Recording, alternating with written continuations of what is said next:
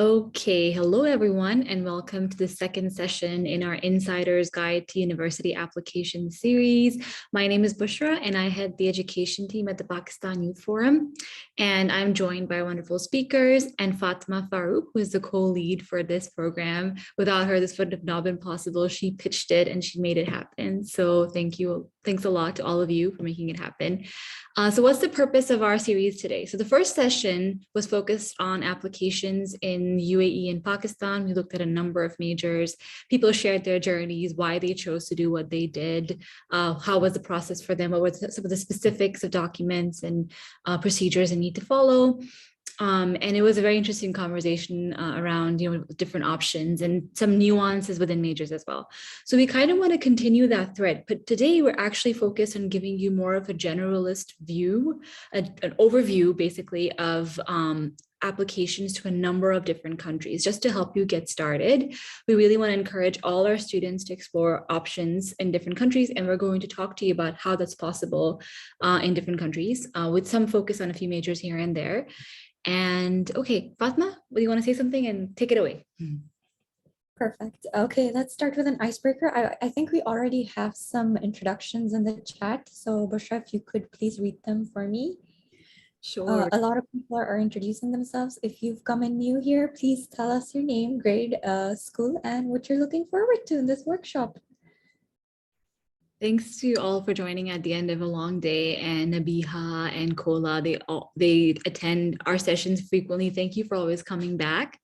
Keep sharing your questions in the chat box. So just a little bit about moderation in the space. So in all of our sessions, we want it to be an open, a safe space where you feel welcome to ask any question that might be on your mind without feeling judged. So really invite you to drop your questions in the chat box. And you can also directly, write to the host. Last week in the previous session, we had some interruption. And so we had to change our settings and unfortunately not allow people to unmute, because a lot of our session is presentation as opposed to interactive, discussions. So what we will do is have the speakers present, and then at the end of every session, do Q&A on chat. And so I hope you'll be respectful of the space, respect each other, respect our speakers. And okay, yes, continue. Perfect. Okay, so in today's session, we're planning on discussing many different countries, including Canada, Australia, United States, UK, Germany, Turkey, Malaysia, and Bushra has very kindly done a bonus part on writing a personal statement. Okay, let's move forward. Introductions, I'm just gonna go one by one, and our speakers are gonna introduce themselves. Iman, please go ahead. Hi, everyone. I'm Iman, a second-year medical student studying in Sudan. I'm so happy to be here with all of you guys, and I'm going to be talking to you about applying to medicine in Germany and in England. Adil? My name is Muhammad Adil. I'm a second-year student studying BSc Honours Economics at Lumps University in Lahore, and I'm going to be mainly talking about applications to Canadian universities. Yamna, please go ahead. Hey everyone, I'm Yamna. I studied electrical and computer engineering from the US, so I'm mainly going to be talking about how to apply for engineering in the US.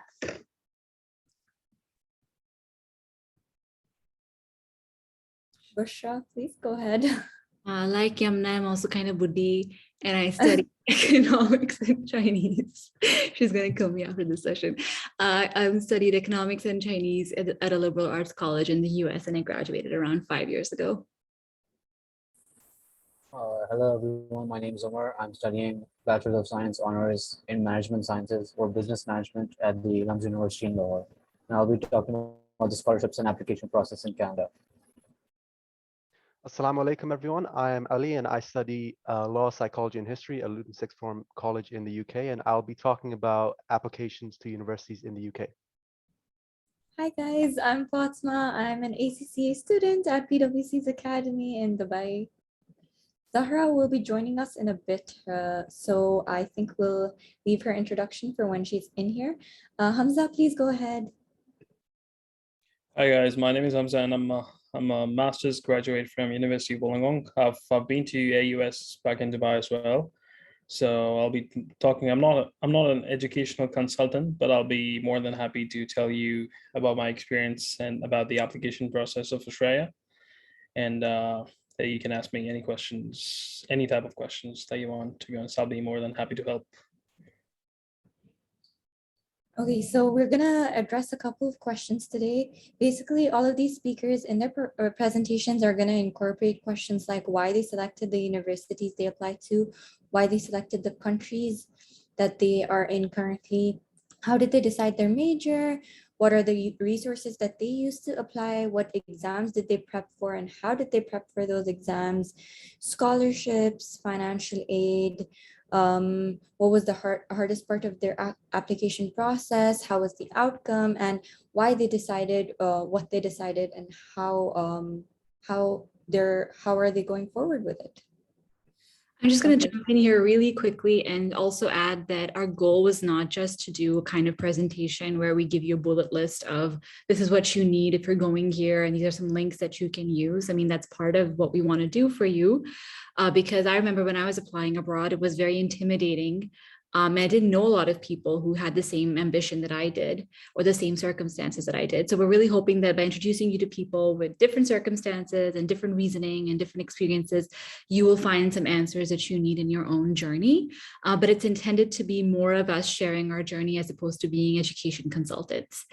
So if we'll definitely try to answer your questions as best as we can. We've included, say if I graduated 5 years ago, I actually went in and did the research to make sure that I have the information I have is as up to date as possible. And so we're trying our best to give you up to date information. We'll share our presentation afterward as well. Feel free to ask us questions about issues you're facing on your own journey when we do Q&A after each person. So I just want to emphasize the whole story aspect. Okay, continue. Perfect. Bushra, can you start with the key vocabulary that we were going to talk about? Yes, okay. So the first one is fine, prerequisites. So basically this, the word pre means before, right? So prerequisites is anything that is required for you to gain admission to a university. So you can say material that is required before you go to university. So this includes your entrance exams, your transcripts, A-level, APs, SATs, all of that. Those are prerequisites. Adil?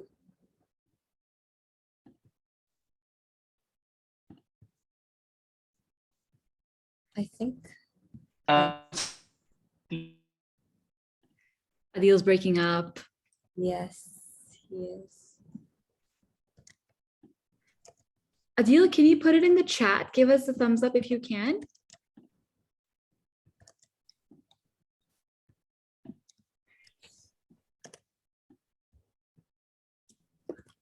But he's presenting first, so that's a bit of an issue. But I'll quickly go. Anti-requisites, if I remember correctly, it's not prerequisites, but basically courses that you could use to accelerate your course degree. But I'll let Adil put the definition in the chat box as well.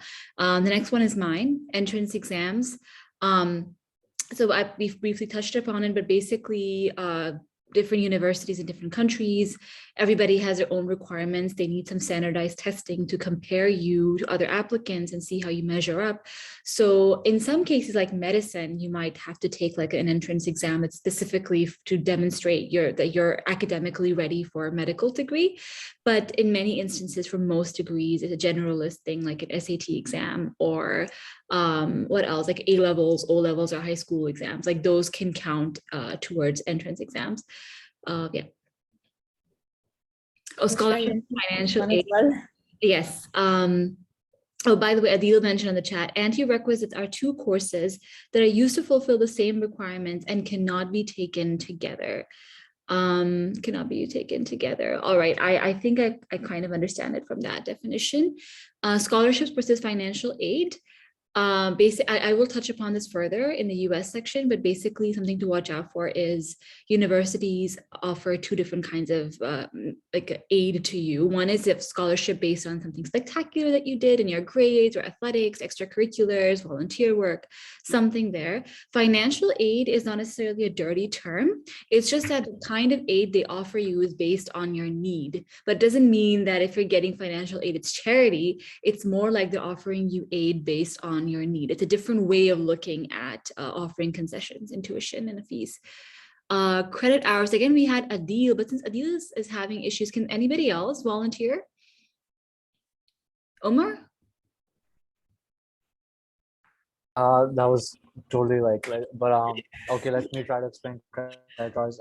It's the amount of units or amount of hours you need to put in per week for a given course. So let's say you're doing a computer science course, so that's about 4 credit hours in my university. So you need to spend at least 4 hours per week studying that subject. And let's say you're studying business, so you need about 3 credit hours for that, just like that. And basically at the end of the 4 years or 3-year program, you need a minimum amount of credit hours.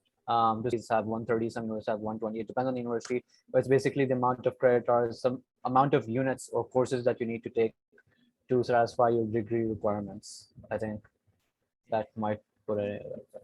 A lot, Omar. I really put you on the spot, but you handled it really, really well. You're absolutely right. And why does this knowledge matter? So a lot of universities have fees by credit hours. So they'll tell you for these many credit hours, this is what you need. And also they might tell you that for course completion, you need these many credit hours. So then you can kind of look on their website what they mean by credit hour or how they're counting it. But it'll just give you an idea that this is about the length, the duration of the course. Okay. Visas and I-20. Adil is not able to tackle this, but basically the idea is there might be some language around visas that you have to watch out for, certain documents that might be required. I'm familiar with the US process, and I know that once you get your admissions and in order to apply for the student visa, you need to fill out an I-20, and the university helps you do that. I'm sure the UK and Australia and Canada have their own equivalents, and maybe our speakers can touch upon that if it's in their presentation or if you ask them about it. And then again, the next one, common application versus UCAS. So basically, some countries have a centralized application process so you can use one application to apply to many universities, which was a life-saving thing for me when I was applying in the US, because I was advised to apply for many universities at the same time. So in the US, there's something called a common application. In the UK, there's something called UCAS. I don't think, again, our speakers can touch upon this. I think in Canada, you apply to each university separately, and similarly for Australia and similarly for other countries. But again, I'll let them explain that to you when we get there. The only thing to watch out for here is sometimes you might hear these names of application processes, and feel free to look them up. Don't get intimidated by them. Everybody basically wants the same things from you, but just watch out for the language. And then a semester is another way of measuring the duration of a course. So I think in the US, it's called a semester. In the UK, it's called a term. Last time someone mentioned in medicine, it's called a module. So different universities have different ways of measuring course duration. And the reason why it's relevant to you is, again, because fees might be by semester. And they might also tell you for graduating, you need these many semesters or these many terms. So again, watch out for that language in order to really understand what you're committing to when you're looking at a course.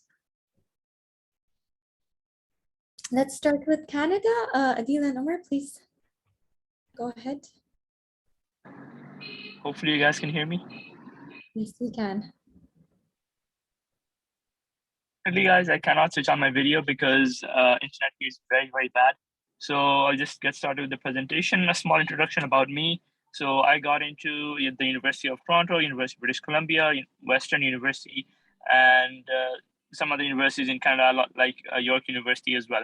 So my stats, that's usually something that a lot of people are concerned with.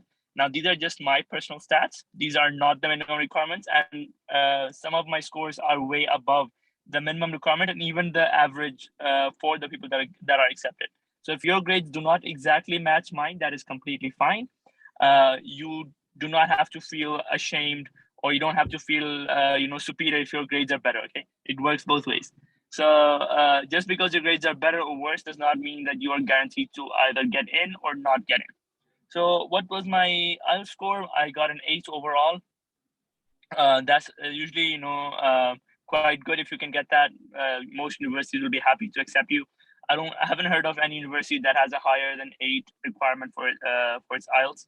Other than that, I had a 1510 in my SAT that I just sent in as an additional thing to these universities. I got 2 A's and 2 B's in AS levels, 1 A star and 2 A's in my A levels, and my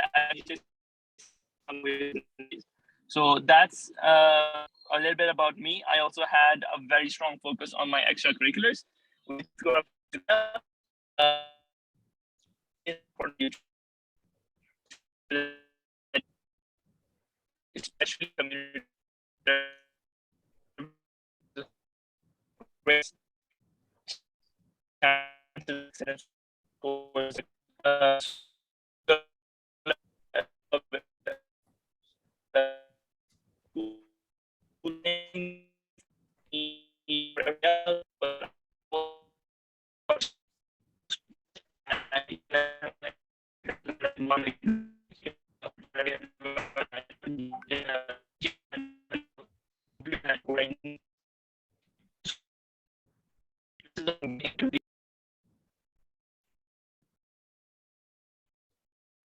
Adil, you're really breaking up, and I'm afraid we can't hear you. Omar, can you help us catch up with the parts we missed?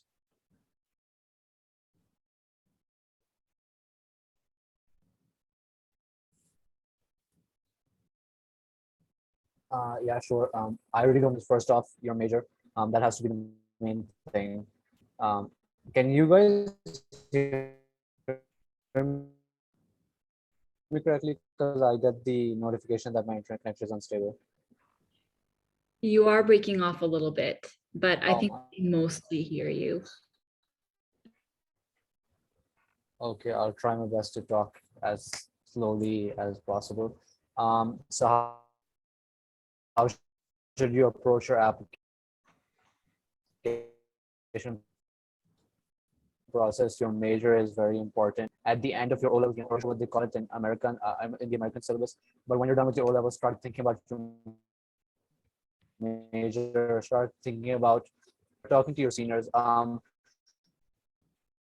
One big help that I had while applying to universities was talk to my seniors who were 1 year or 2 years ahead of me. They gave me a lot of good advice and all that, and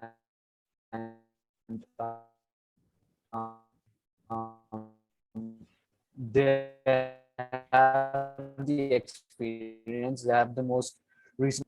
So that was if slides.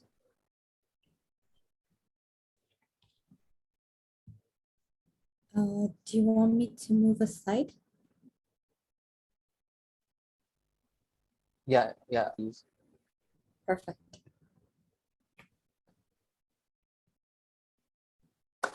All right, so I'll just talk about my stats as well. Again, this is not the standard. This is not something that you should compare yourself to. This is just, my personal, stats and all that. I'm not some qualified education counselor or anything, but my O levels were 5 A stars and 3 A's. Mainly, I did the science. I was like a science student in my O level.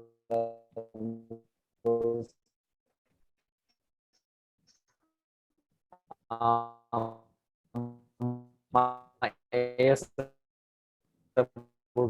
were 4 A's. Really breaking up. And your okay, let me try and connect my data. How to the about, I was laptop. thinking, how about how we go with Australia first and then we come back to Canada, because I think you guys are saying some really valuable stuff and people are missing out. Can we go do that? Go to Australia next and then come back to Canada? Perfect. Hamza, can you please take over? Yeah, can you guys hear me? Am I breaking up? You're perfectly fine. First, let's just congratulate Hamza for doing this at what, like 2:30 a.m.?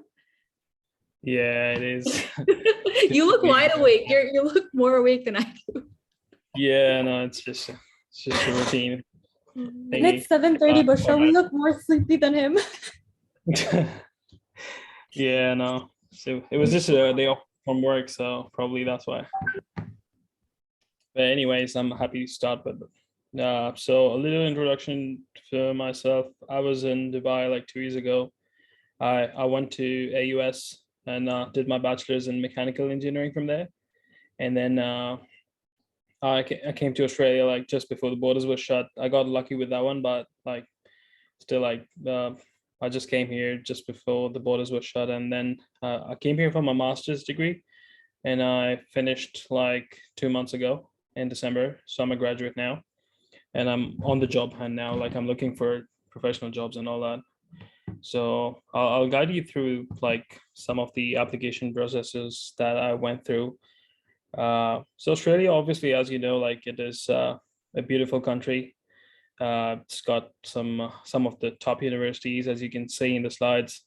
It's got 6 different sites, and all these different states of these countries, like University of Sydney, Wollongong, and Australian National University. Every state has a particular university, which literally comes under in the top 100. So obviously there are like affiliated programs and all that. So anyways, can you move to the next slide, please? Yeah, so as we know that Australia has a high education system, to be honest, like, you know, they're like one of the most expensive universities, but still like there are other factors that you need to look on when you look at Australian universities and all that stuff. So you're able to work along with your studies and all that, and it's a beautiful country. It's internationally recognized qualifications.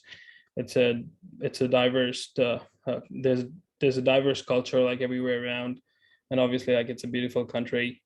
And more than that, like if I talk about it, it was like one of the best decisions that I've made to come down here. And I really wish like I knew this information before I went for my bachelor's as well. I had no idea at all. I really wish that I literally knew all this before I actually chose my bachelor's, because this is the key information that most of the things, like even when I came here, I didn't know about these things and all that. So obviously I'm more than happy to help anyone and tell them about what it really is. The most important part, I think, with the application process, it's pretty simple. Like for US, Canada, and all that, you need all these tests and all that. But for Australia, the requirements are not that high, anyways. And all you need to do is get your, if you're applying from Pakistan, if you have it, like if you have done FSC or if you've done A levels, O levels, all you need to do is like just to get your degree attested from that educational body. And from the, like for example, if you were in Dubai, I got my degree attested from the Ministry of Foreign Affairs. And if it's from Pakistan, then you need to get your degree attested from Higher Education Commission of Pakistan, which is responsible for all the processes. And the other requirement is just your English test, which is IELTS or PTE. And obviously the band, it ranges from 5.5 to 7. I have not seen a university which requires a band which is more than 7. So obviously that depends on the type of course you get into, and that depends on the requirement of that particular university.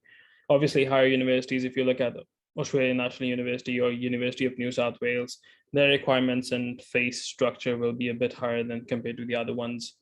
But there's heaps of options around. It's not just these 6. There's like 39, 40 universities all over Australia. It's like it's a continent, so there's like many options to look up to. And can you go to the next slide, please? Yeah. So one thing I want to, these are some of the key points that I would like to tell you before you make a decision.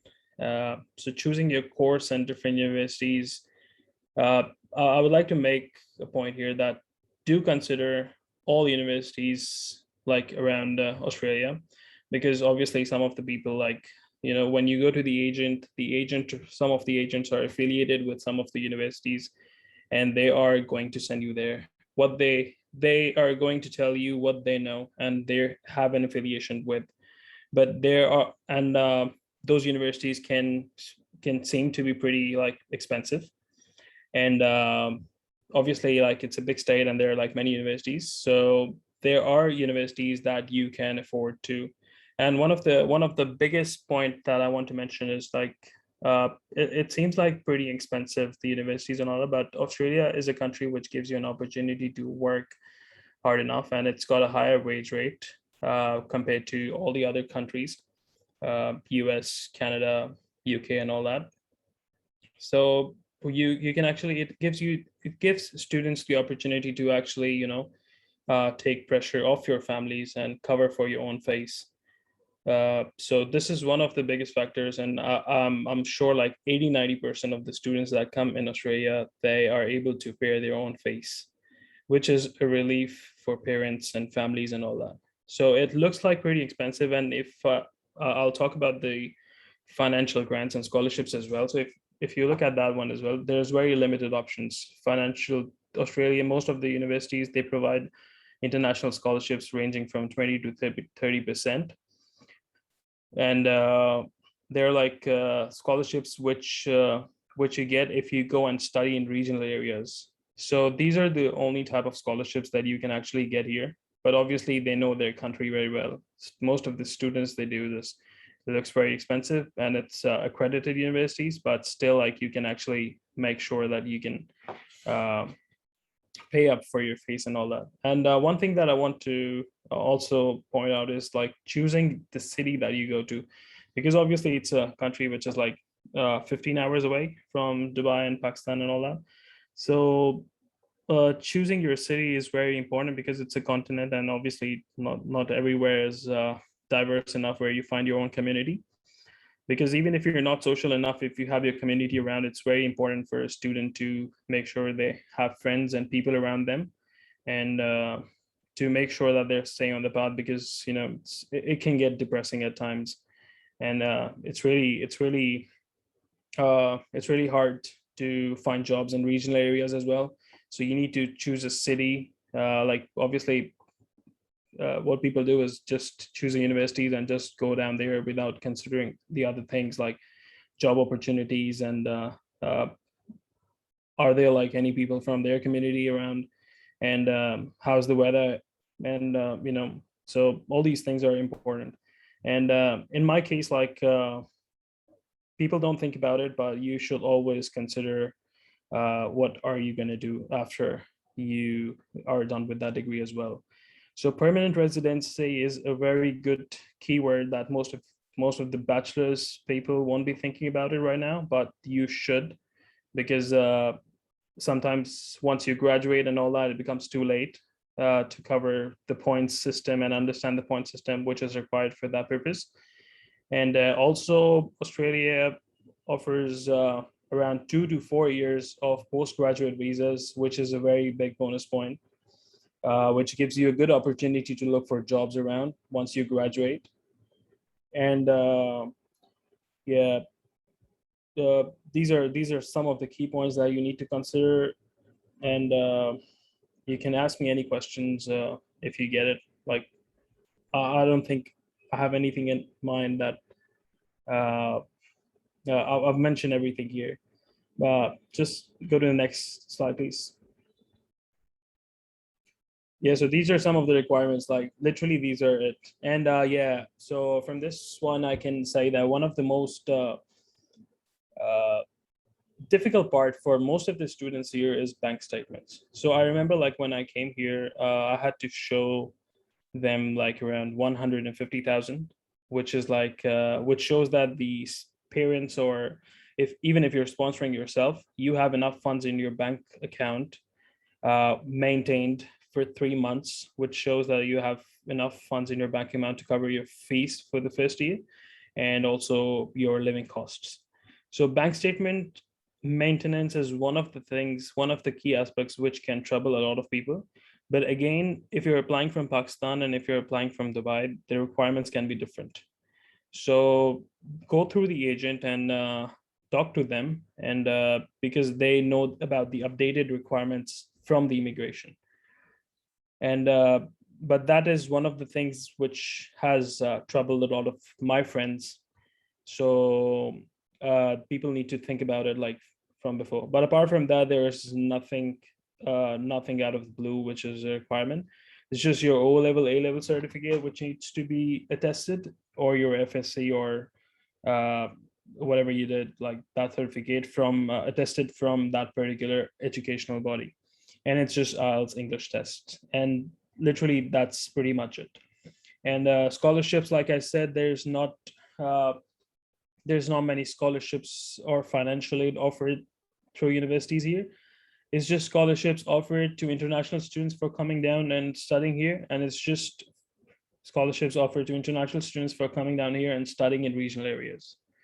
So regional areas are basically the purpose of regional area, and the concept of regional area in Australia is that they literally, everyone who comes down, they want to live in Sydney, Melbourne, Perth, Brisbane, all the big cities and all that. And obviously it's a huge continent, and they are developing some of the other cities as well. So they don't want everyone to come down and, settle down in Sydney. They want people to move, and to give them an incentive. This is why they actually offer or motivate people to go down and study in regional areas. So they offer people like points for PR as well if you go down and study for regional areas. And yeah, one more thing, if you're applying for Pakistan as well, HEC, which is a body from Pakistan, they help students a lot. I have seen many people who come down from their funding, come down for PhD, and HEC supports them really well. They offer really good, fully funded scholarships from Pakistan, so you can look up to that one as well. And yeah, for IDB, like I mentioned, if you go to the next slide. Yeah, IDB has their office. It's an Australian company. They have their office in Dubai, and now they have their offices in Islamabad and Karachi as well. So it's an Australian company, and you can literally, they don't just process applications for Australia, but Canada, New Zealand, UK, everywhere as well. And they charge you nothing because they're literally affiliated with universities, and they do the whole process for you, like from the start till the end. They'll provide you with SIM, and they'll literally guide you everything. They'll arrange your transport as well. So they literally do everything without a single penny, because obviously once they send in students, they get a commission from the university. That's how their model works. But they're really like all my friends and myself as well. I've applied through them, and they are a really good company if you really want to come down to Australia. And obviously it's an Australian company, so they have some affiliations with them. But again, like for example, I will tell you, like do your research fully, like not just Australia, Canada, USA, UK, because once you go to the agents are only going to show you what they really want to show you. And it's a key point. Like it has happened with me as well. Like it was an experience once I was trying to apply for PR and all that. So the agents pushed me into something that was not realistic. So obviously I didn't do my research back then, and they just ripped me off. They literally took heaps of money, and then literally nothing happened. So literally, agents can be tricky sometimes. So IDB is a good one because they charge you nothing, literally. But do your research as well before you take a decision or before you make a decision. And yeah, we're all here to help you. You can contact us anytime you want. And yeah, that's pretty much it. That's what is in my mind. And if you have any other questions, I'm happy to answer. That's it. Thank you, Hamza. This was very informative. Guys, if you have any questions, please put them in the chat box. Thank you.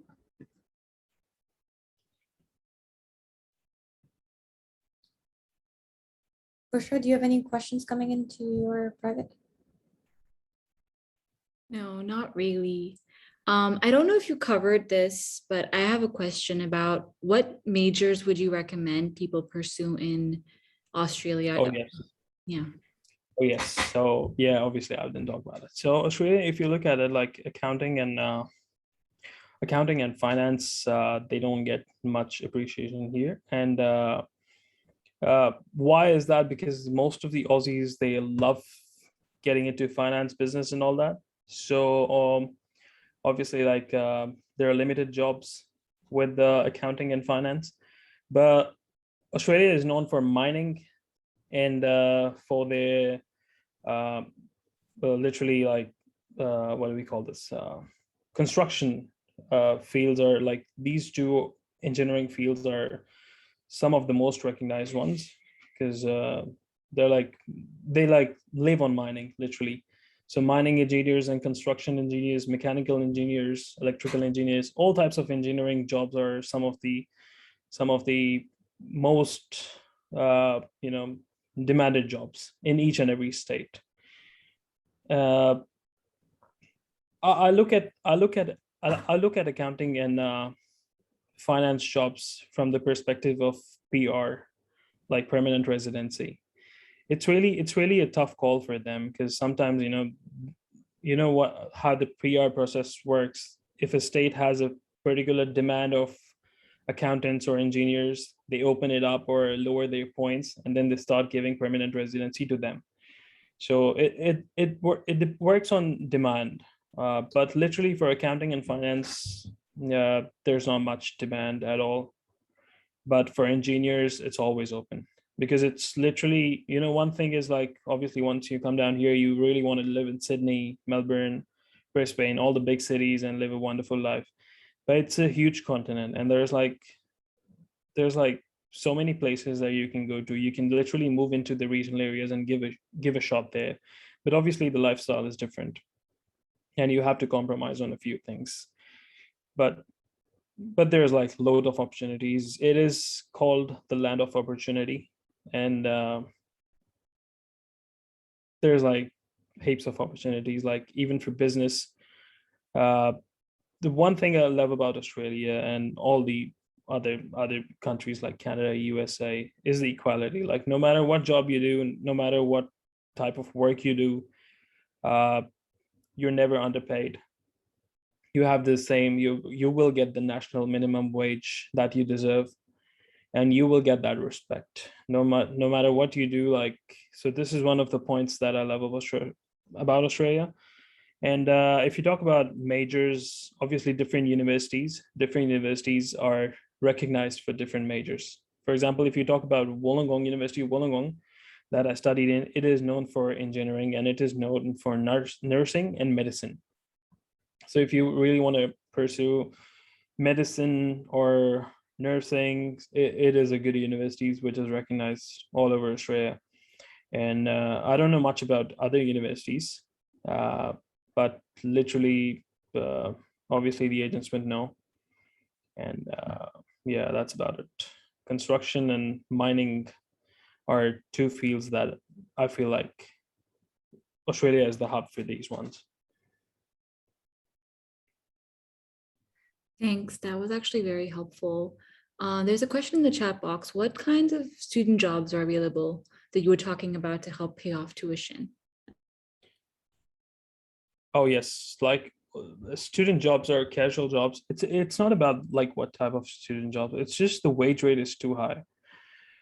It's not too high, like, but still it's good enough to literally cover your own face. And then like it said on the chat that you have, while you're studying, obviously, like Omar mentioned, you have particular credit hours that you need to cover during the semester, which is a requirement by the universities. And along with that, you have 20 hours to work in a week. 20 hours. And once your campus, you have holidays and all that, you can literally work full time. And once you work full time, you can cover up, you can earn your face literally by doing anything. You can work at restaurants, cafes, you can work at McDonald's, KFC, or you can take up delivery jobs. You can take up labor, construction, all types of jobs. You can take up security. All the whole point is like there's a minimum wage which is like $22 an hour or something. So you will get that. But obviously, if you work in Macca's, you'll get 27. So it varies from that one. But even if you were like 22, 27 and all that, you will be able to cover up your fees if you work full times. And if you're hardworking, you will. So these are some of the jobs, obviously restaurant, cafe, delivery drivers, Uber, if you have heard of it, Uber and all that. All these jobs. Security is one job that students prefer and all that. Apart from this, yeah, you can literally do anything and get into anything. All you need is working rights, because you know what happens here in Dubai and all that. Once you get a job, professional job or something, that's when you get your visa. But in order to get a professional job here, yeah, this is one of the point that I missed out, that in order to get a professional job, you need to think about your permanent residency as well and your long-term visas as well. Because what happens in Dubai is, like, once you get a job, then you get a visa for 3 years or something, and then it's renewed again and all that. But here what happens is, in order to get a professional job, the system doesn't work like that. The company is not going to provide you with any visa. If you have a long-term visa, which is like 4 years or 5 years, or if you have permanent residency, that is when the company is going to invest in you. So this is one of the key points, which is why I feel like I personally did this once I was ripped off from that agent back in Dubai. I literally thought about PR, and that's what I'm on now, and which is a very good point to think about before you actually start choosing universities. So yeah, these are some of the jobs that you can literally do.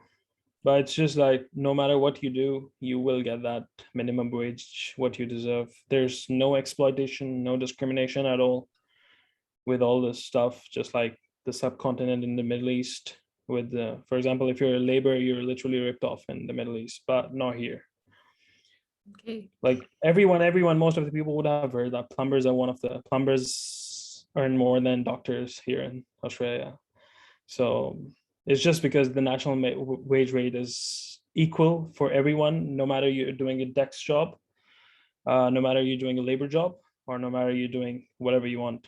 But you literally make enough to cover your own fees, which is why a lot of people come down from Pakistan, a lot of, and everywhere. And they do. 80-90% of the people that come down, they pay their own fees, which if you think about it, which is a relief for parents and all that. And if I knew this before my bachelor's, I wouldn't go to AUS at all. AUS was like, obviously, like 400,000, 500,000. But I feel like if I knew this before, if someone told me this before, I would never go to AUS. I would come here. But obviously I didn't know. So that's why I'm more than happy to, honestly, like, once I came here, I got my 4 or 5 friends to come down here. So literally, like, I got my brother to come down here as well. So I really love the country, and I'm more than happy to share whatever I know about this country. And if there are any questions, just let me know, because I'm literally here. Thanks. If I'm there and speaking about this, that I know about Australia, that's different, but I'm literally here and I know how it works, How about you drop your email in the chat box, and then if there's people who are interested, I'm happy to share my WhatsApp, email, whatever, and they can ask me whatever they want, to be honest. In the interest of time, I do want to get to the next section, but I do want to highlight, thanks a lot for pointing out. I think in a lot of us, especially if you grew up here, in our minds, unfortunately, we're conditioned to think that certain jobs are beneath us, and doing them is not an option for us to pay off our university. But if we get out into the real world, and gratefully in places like Australia, you do get good minimum wage. Like when I was in the US, I was making minimum wage of like $10 an hour for the work I was doing, and I was just making enough to like feed myself, right? Yep. So this is such a good benefit to have, and it's good to keep in mind. With that, I'm going to move on. Hamza, if you could drop your deets in the chat box so people can get those, and then we'll move on to, I want to circle back to Omar. Omar, you had 5 more minutes in your presentation, right, that you wanted to cover. So we'll do that really quickly. So if we could go back to Canada. Perfect. I'm doing that just now. Here. All right. Omar, I just want to make sure, is my audio fine now? Yes, perfectly fine. All right. So I'll just kind of start over again. Okay, so I got 5 A star, 3 A's in my O levels, 4 A's in my AS. My A levels were average, I would say at best 3 B's, because over there in Canada, actually, They actually have unconditional offers, or not that, they don't give that much importance to the A level because you apply with your AS and O level and extracurriculars for Canada. So my IELTS were 8. The thing about Canada is that some universities don't require you to do your IELTS because, let's say, for example, you've taken your first language English in O levels, and that kind of satisfies the requirements for the English requirement part for the universities. But the Canadian visa does require you to do your IELTS, so it's always better to do. It is required to do your IELTS. It's also better to do your SATs as well, even though Canada does not, require for it. But it's always better to, apply to more than one country. Don't just focus on one country. There's at least two, I would say. Why did I select Canada when I was applying? It's a preferred destination. I think everyone knows that for the past 8 to 9 years, it's consistently grown. The high quality education is, top with internship opportunities. There's government policies related to, post study work and immigration and all that. So academic excellence. Over there in Canada, education is a provincial responsibility. So that just means that the governments actually ensure the quality of education. So no matter what university or college you go to in Canada, you are going to get um, quality education. There's also a lot of focus on skill development in Canada. There's a thing called co-op or cooperative work that basically provides you work opportunities in your relevant sector. So let's just say you're an engineering student. Get an opportunity to work for an engineering company while you study, and that basically prepares you for the real world.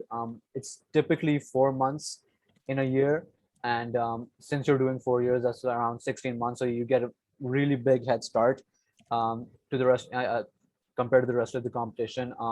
There's also a lot of earning opportunities. As Hamza said, um, it's very equal there in Canada, no matter what you do. One of my friends who's studying in the University of Manitoba, he started out as a Uber driver, then he was a newspaper deliverer, now he's a security guard. It's a bank outlet, and it really doesn't matter what job you do. Everyone respects the grind over there and all that.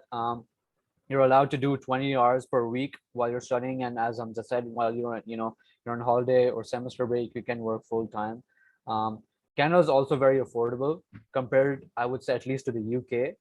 The living expenses are not that much. The quality, you would say, is worth of its value.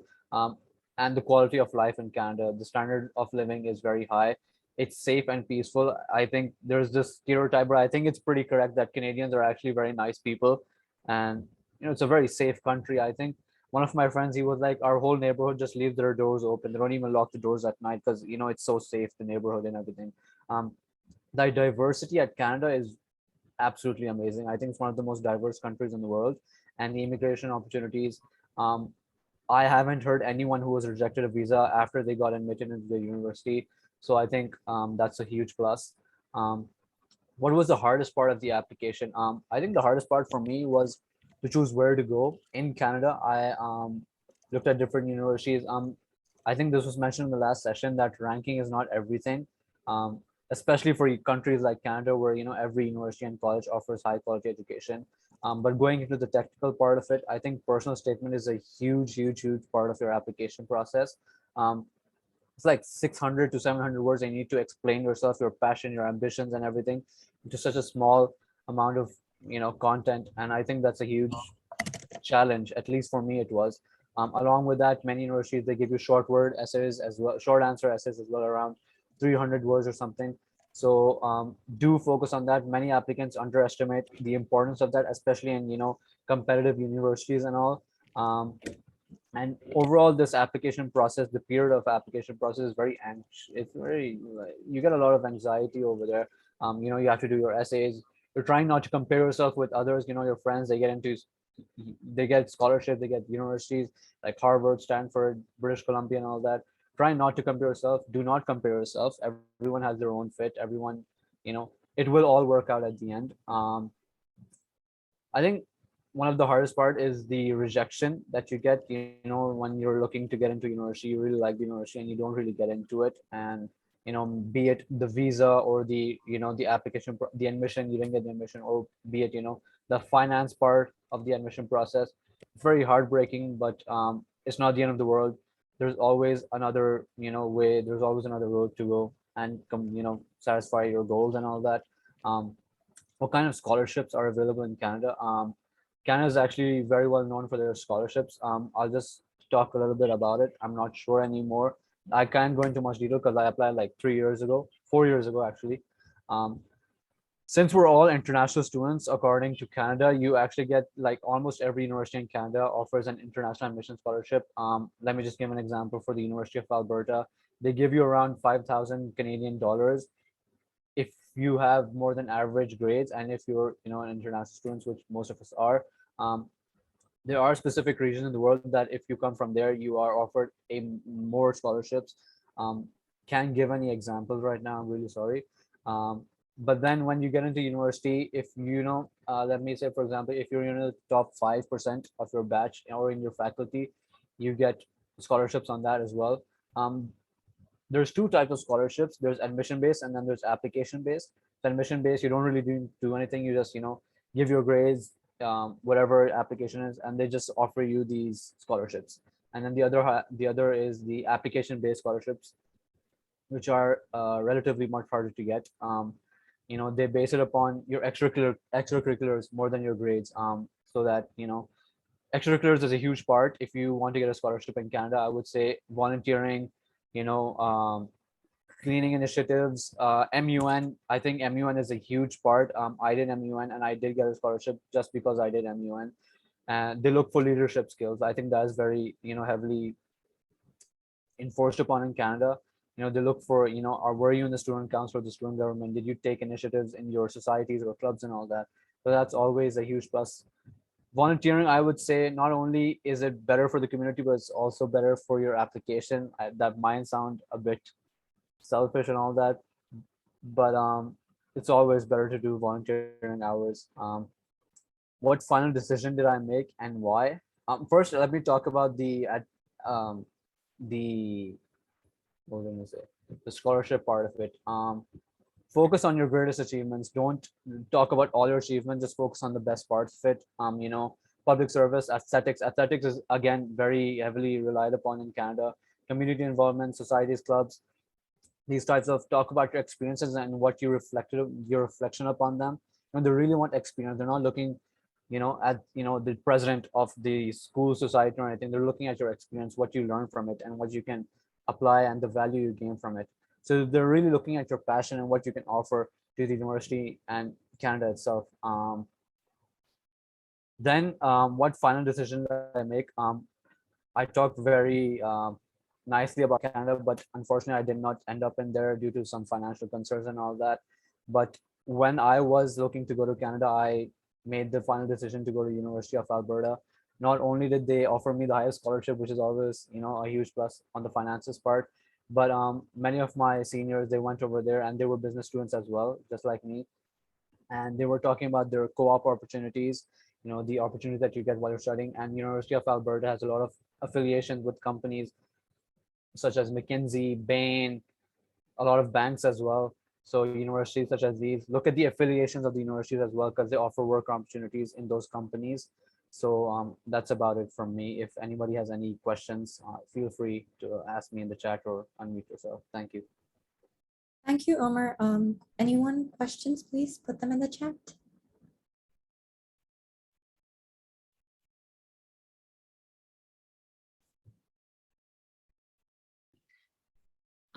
I have a question. So I don't know if you touched upon this again, but if you're applying to a university in Canada, where does the PR consideration come in? Is it that if you do a bachelor's there, you have a better chance of getting PR, or do you need to start the process when you start your degree? How does that work? All right. So what I was advised upon, because I'm not studying in Canada, I don't have experience, but I can only talk about others' experience. The work on your PR application doesn't start at least, you should start thinking about it in your first year and end of first year or your start of the second year. They don't really think about it when you're applying to university. It's not that difficult to get a PR in Canada when you start studying over there. Even if you don't do a bachelor's program, you can also do diplomas. I know a person who did a diploma in Canada and they got the PR opportunity over there as well. So I can't really talk much about the PR part of the Canada thing because I didn't do it myself. I can only talk about the admission process. Appreciate the honesty. And but I do think it was helpful that you said in the first year. Yeah. I think we have a question in the chat box. Which universities would you recommend for business, and which state do you think would be a better option? All right. So which universities? I would definitely recommend the University of British Columbia. Not only is it the best university in Canada, it's one of the best universities in the world. I'm not sure of the ranking. York University is a great university. I forgot the name of their school, but it's one of the best business schools in the world. York University is McGill, University of British Columbia. University of Alberta is also up there. University of Western Ontario, I think that's what it's called. So I think these are the top schools for business. But also look at the financial part of it. Do not put financial burden on yourself or your parents. Just look at that part as well. I can't really talk about states, but I think Ontario is probably the best place for work opportunities. So, because that's the main part of Canada, the metropolitan state, you would say, of Canada. So there you get the most work opportunities, but there's also a higher cost of living over there. So there's a cost benefit, pros and cons of that. So that's that. Great. Thank you so much. I think in the interest of time, we should move on, but please guys, drop your questions in the chat box. We'll also have a feedback form in the end where you can drop your questions and then we can share them with our speakers to answer after the session as well. But thank you so much, Omar, for coming back, for draining your data for us. Really appreciate it. Okay, next, moving on. I think. Yes, it is Bushra and Yamna doing the USA. Yes, awesome. So like I mentioned, I went to a liberal arts college in the US. I got a degree in economics and Chinese. So first I'm going to start with myths about studying in the US. First, the reason to go is it's more prestigious. It is very prestigious, but it's not the most prestigious. Like, you don't just go for the prestige. There are many prestigious places in the world. It's too expensive. Only rich people go there. Thank God I did not believe it, because then I would have not gotten a bachelor's degree. 3, grades are the only thing that matter, at least in the US process. I think Omar touched upon it in Canada as well. Couldn't be farther from the truth. Very subset of universities, you can, I mean, if it's not a competitive university, okay, great, you can get in with average grades, and that's fine, and you might even do well with that. But if you're looking to get into a competitive university, get scholarships, grades are not the only thing that are going to get you that. The US is the US, doesn't matter where you go to study. So if you tell me that you're studying in the US and you're studying in Albuquerque, I wouldn't necessarily be very jealous of you. You should definitely consider where in the US you're going, and not just consider it in terms of, oh, what will Bushra think about it, but also in terms of the weather. It's a big country. It's really geographically really big. We're talking about many states there. So you should definitely look up the weather, the campus life, what's nearby. For example, when I was going, what drew me to apply to my college was definitely the financial aid that they offered, the standard of education they offered, the great economics program, but also I looked at the campus life and I was like, this is what I want to do. What I didn't realize was that I had no idea what it meant to be in a college town of 10,000 people, but really remote in the middle of nowhere. Like, it meant ordering my toothpaste. And when I had to online, and when I had to do that, it was a bit of a reality check that I had no idea what I was getting myself into, although I got used to it and I loved where I was, but I was not prepared because I did not do my research on the location. A US education is good for a career in any field. I think an education anywhere can be good for a career in any field, depending on how you approach it and what you do with it. But I would say that for some more than others, for sure, especially at the undergrad level, and I'll cover that more when I talk about the different types of universities that the US has to offer. Racism and Islamophobia should keep me from studying in the US. Definitely not. We know bad things happen everywhere, terrible things happen everywhere, but that does not mean that that should stop you from pursuing your dreams or getting a quality education. I did not have any severe, issues with this when I was in the US. On the contrary, I think I was treated with more respect and uplifted more than I might be in other places. Getting my bachelor's in the US will set me up for a green card. Absolutely no. It could, but there's a lot more to that. The US is not as easy to migrate to as it was before. Next, I need to know what I want to study. Someone's asking in the chat box if we're done with the UK. We're not yet done with the UK. We're on the US. We finished Australia and Canada. Getting back to the list, I need to know what I want to study before I apply for college in the US. This was a huge thing for me when I was applying. I was not sure what I wanted to study, and I specifically looked for liberal arts colleges. There is a subset of colleges you can look at if you're not sure about your major. So this is a big deviation from Australia and Canada so far, that there is a subset of colleges in the US where you don't have to know what you want to study. Of course, there are certain caveats that come with that, but you can apply without applying to a major. If I was asking about Turkey, Turkey's going to come later. Just hang on a second. All right. The final thing is I am at a disadvantage if I want to study in the US with the Pakistani high school diploma. You're not. Like with other countries, there's an equivalency process, and you will find that admissions offices in most universities are they're very familiar, first of all, with different types of degrees, and they'll be more than willing to help you figure this out. Next slide, please. Okay, so there are many different types of universities, and definitely you should explore this more before you decide where to apply.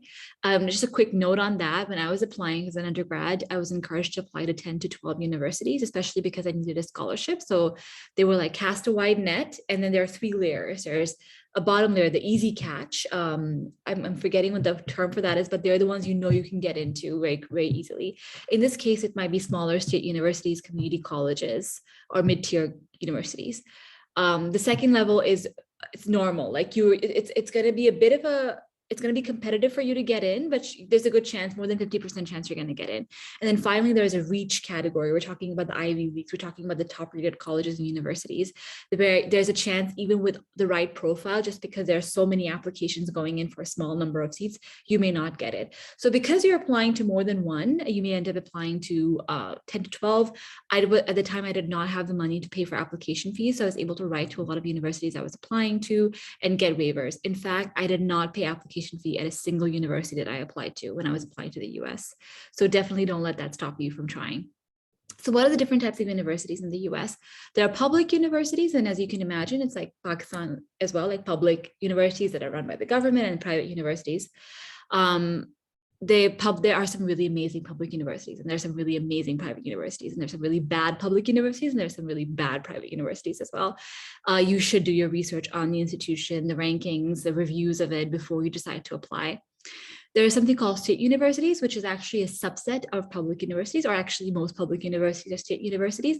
And the whole idea is because there are 52 states in the US, almost every state has its own university. These tend to be large. Public universities tend to be large, like we're talking thousands of students.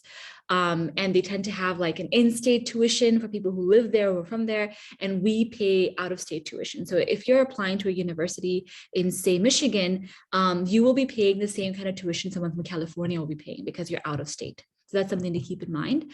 So there's something called college versus university. There's also a difference in the US. I went to a college. We had only 2 master's programs, and they were very niche-y, but they were like for art history and economics. But the main focus mine was an undergraduate college. The reason why was because I went to something called a liberal arts college. Now, when I told my mom for the first time that I wanted to go to a liberal arts college, she freaked out. She thought I was going to learn to paint horrible pictures. That's not what a liberal arts college is for.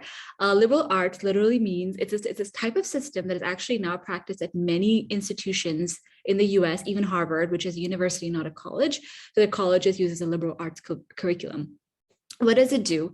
A liberal arts curriculum is basically allows you enter without picking a major. You tell them, you indicate what you're interested in, 2 majors that you're interested in, but you're not committing to them. All right. What happens is you go to the university, they give you, you have to fill in different requirements. So usually they have 3 or 4 divisions. One is quant, one is hard sciences, one is like humanities, one is social sciences.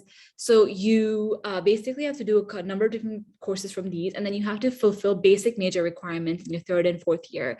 So for my econ major, I just needed 9 courses. And in fact, because I did A levels, I just needed 7 courses. So me getting an econ major was very, very easy.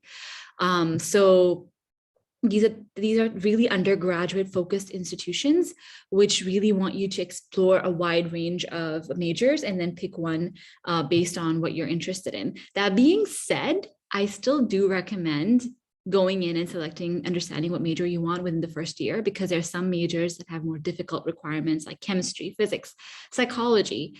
They have more specific requirements that may be harder to fulfill if you make the decision in junior year. Does not mean you can't. It just means that you may have to take extra courses or something to fulfill that requirement. And finally, there are some specialized colleges. Like for example, I think Carnegie Mellon that Yamna is going to talk about, it does specialize in engineering, right?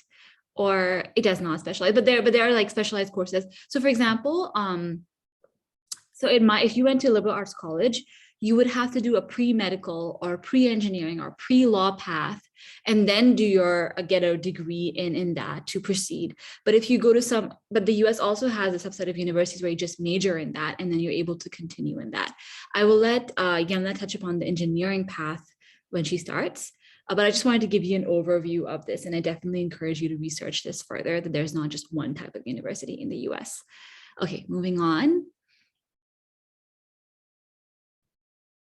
Okay, scholarships and financial aid was a huge concern for me. It's a huge concern for a lot of people. I did explain the difference briefly when we started out, but scholarships are awards that are given based on some achievement. Financial aid is generally based on your need. Now, before you start thinking financial aid, oh my God, I don't want to touch that, because they do require you to submit information about your finances, your bank statements, etc.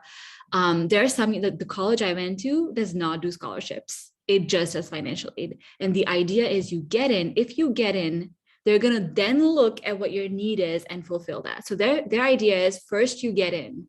First, you prove that you are capable and ready for and you will add something to our institution. And then we'll look at whether you can afford it. And if you cannot afford it, we'll give you aid.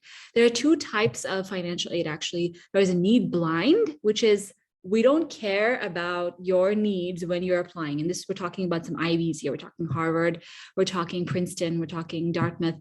There are a couple of other non-Ivies as well that have need blind. Just Google need blind universities in the US and you'll get a list. So they don't care what your needs are when you apply. And I really encourage you guys to look into this, because I have friends who went after me based on, we helped each other in the application process, and they qualified for Yale need blind, right? My university was need aware in the sense that they do check your need when they're considering your application, but that's not the decision. That's not the deal breaker for them when you're actually getting in. So there's a difference.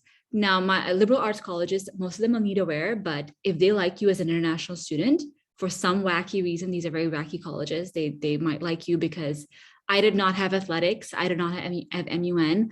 I just submitted a resume with everything that I've done. And I did a lot of work before, like actually jobs before I applied for university. And I think that impressed them, and community work as well. And that impressed them. So, yeah, they're looking. So what happens is these are need aware universities, but if they really like your application, they'll give you a chunky package. You know, the perks actually is, I feel a bit bad about this, but my US friends, a lot of them got American friends, they got loans in their package. They had to take on loans to attend that college. As an international student, very few of us get loans. Most of it is just direct aid.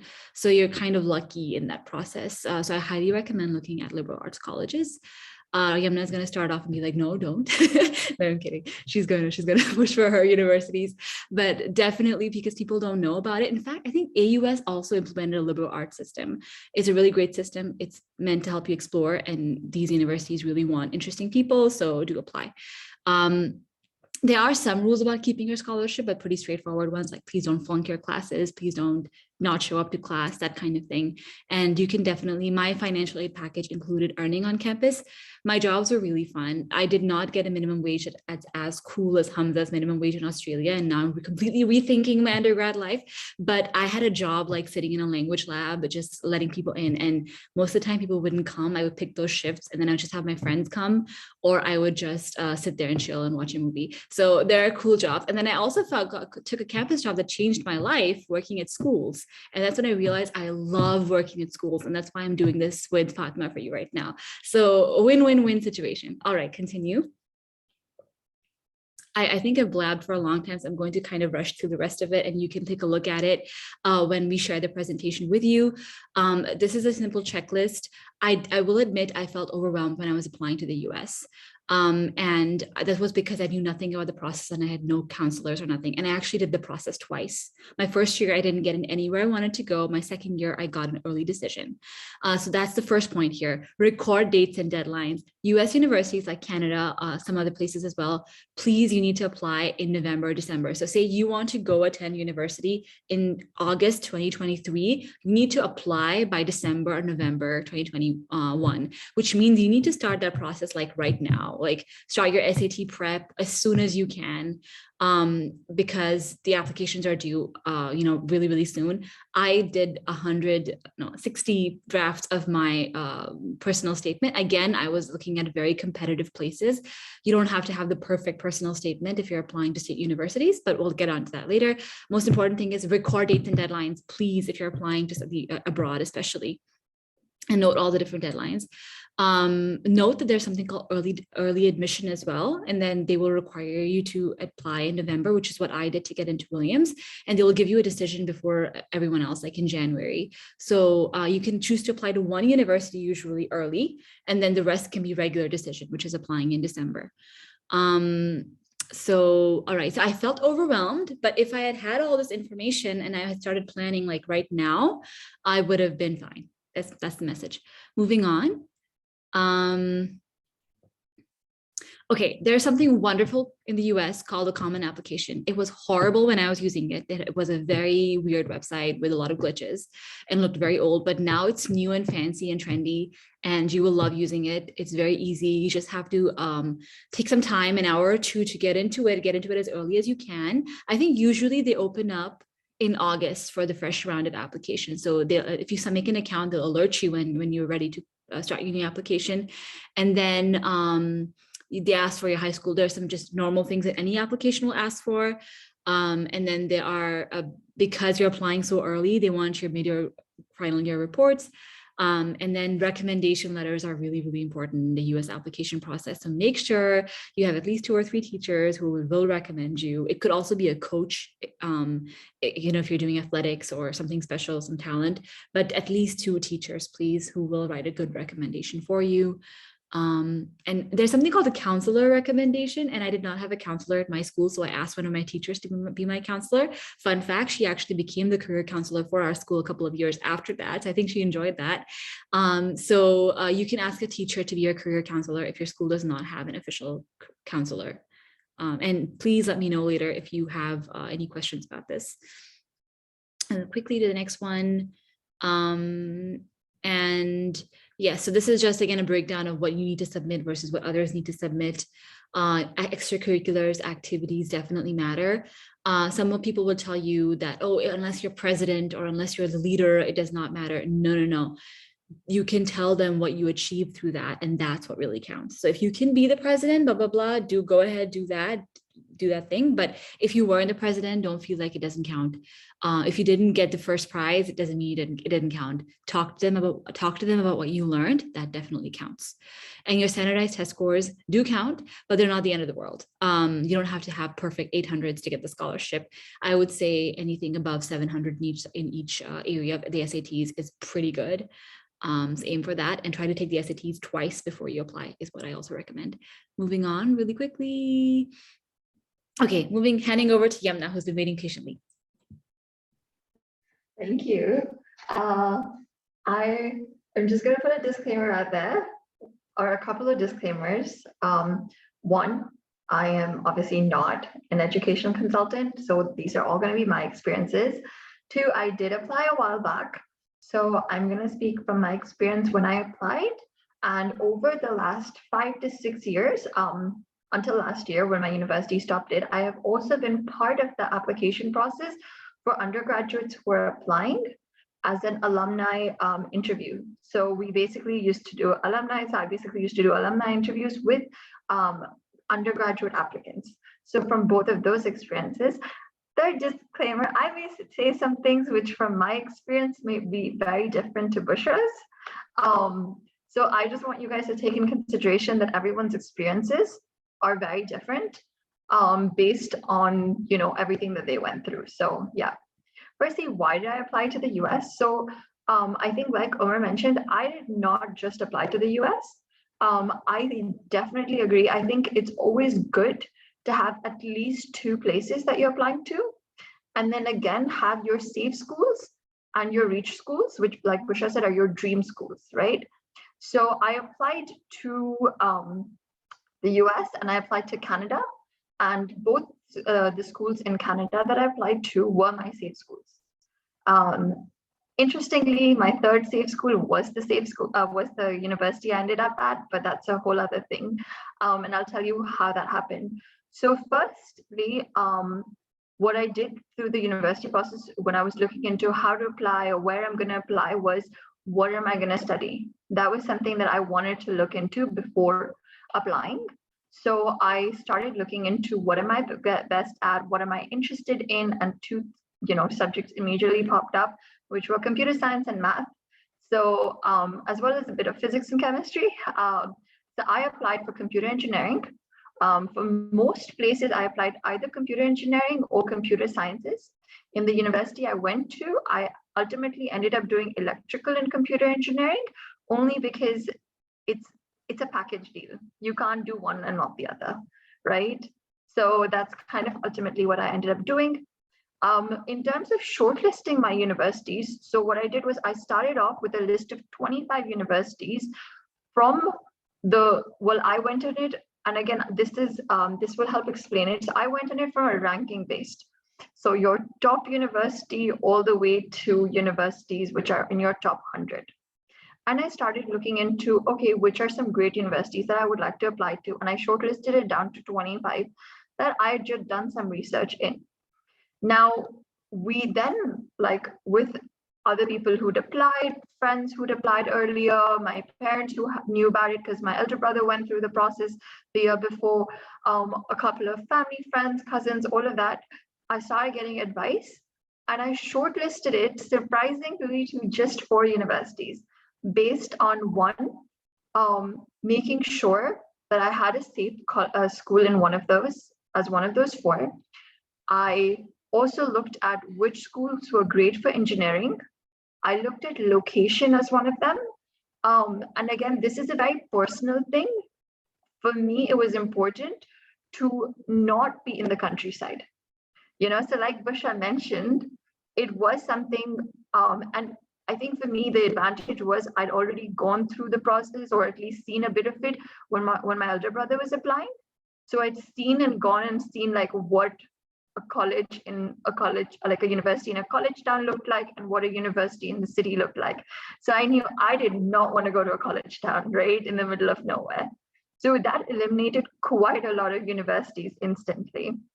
And I applied to 4. Carnegie Mellon at that point was my, because Carnegie Mellon it's not an Ivy League, let's put it that way. 2 of the other universities I applied to were Ivy Leagues. And the third one, so I applied to University of Pennsylvania, I applied to Cornell University, I applied to Duke University, and I applied to Carnegie Mellon University. I ultimately got into all 4. And if you look at it from a ranking perspective, you'll see that Carnegie Mellon is the lowest, right? So it was an interesting, like, if you think about it, it's an interesting choice. Also, if you, like, at that point, when you go to Pakistan and you hear your relatives be like, you got into UPenn and you didn't go, what? You got into an Ivy League. I think even while choosing which university to attend, it's really important to look at what the major that you're going for. Again, if you know the major and if you know what you want to study, then I think it's really important to look at, is that university or is the university you want to go for, is it good for that major? So CMU, which is how Carnegie Mellon is informally known as, CMU was top, like in the top 3 for computer engineering, computer science, and information systems. And I actually applied to CMU for all 3. So I first had to look at, okay, fine, do I want to go to Carnegie Mellon? Do I want to go to the others? And again, I started looking around. I started talking to people who had gone to all of these universities, or at least 1 or 2 in my circle, to see what it was that I wanted to do. And then I looked into, okay, fine, 1, for my university, for my major or what I wanted to study, how did the universities rank specifically for my studies? And then also I looked at what did it look like for me after graduation. So I wasn't sure if I wanted to stay in the US or not, but since that was a possibility, I did want to look at what it looked like after. And something that I saw for Carnegie Mellon very specifically was a lot of your top universities like Facebook, Google, a lot of your top tech companies like Facebook, Google, they all hire like most of our graduating class. So that was something that was like, okay, fine, if I do want to stay, if I do want to look at that as a career, as an option, then, you know, I am pretty stable with it. So those were some of the things that I looked at. There are obviously a few things I think that I could have done better. Once I had already applied and gotten in, I realized that I could have applied for scholarships, you know, like whether they were need-based or merit-based. And in 3 out of the 4 universities, you couldn't do that after your admissions had come through. So Carnegie Mellon, as an example, one did not give anything to international students. So it's also good to look at the fact that are there private universities that just do not offer any financial help to international students? Because if that's the case, and you do think that there could be some issues with funds, I would recommend not wasting your time. I don't know if that would be the best way to go about it, because it is a very, like it's a long, lengthy process, every application, right? So you want to make sure that everywhere that you're applying, you want to get in, you can get in and you can go. So another thing would be like making sure that you know what the dates are. So can you, when you're applying, can you apply for need-based or merit-based scholarships at that point? Or do you wait until after you get your decision? So I think those are some things during the application process that you want to look at. Sorry, next slide, please. Okay. Oh, I think I covered a lot of this. Okay, 2 things that I think would negate Bushra's. One was, when do I start the application process? Now, I think it's very, like, look at what your strengths are, right?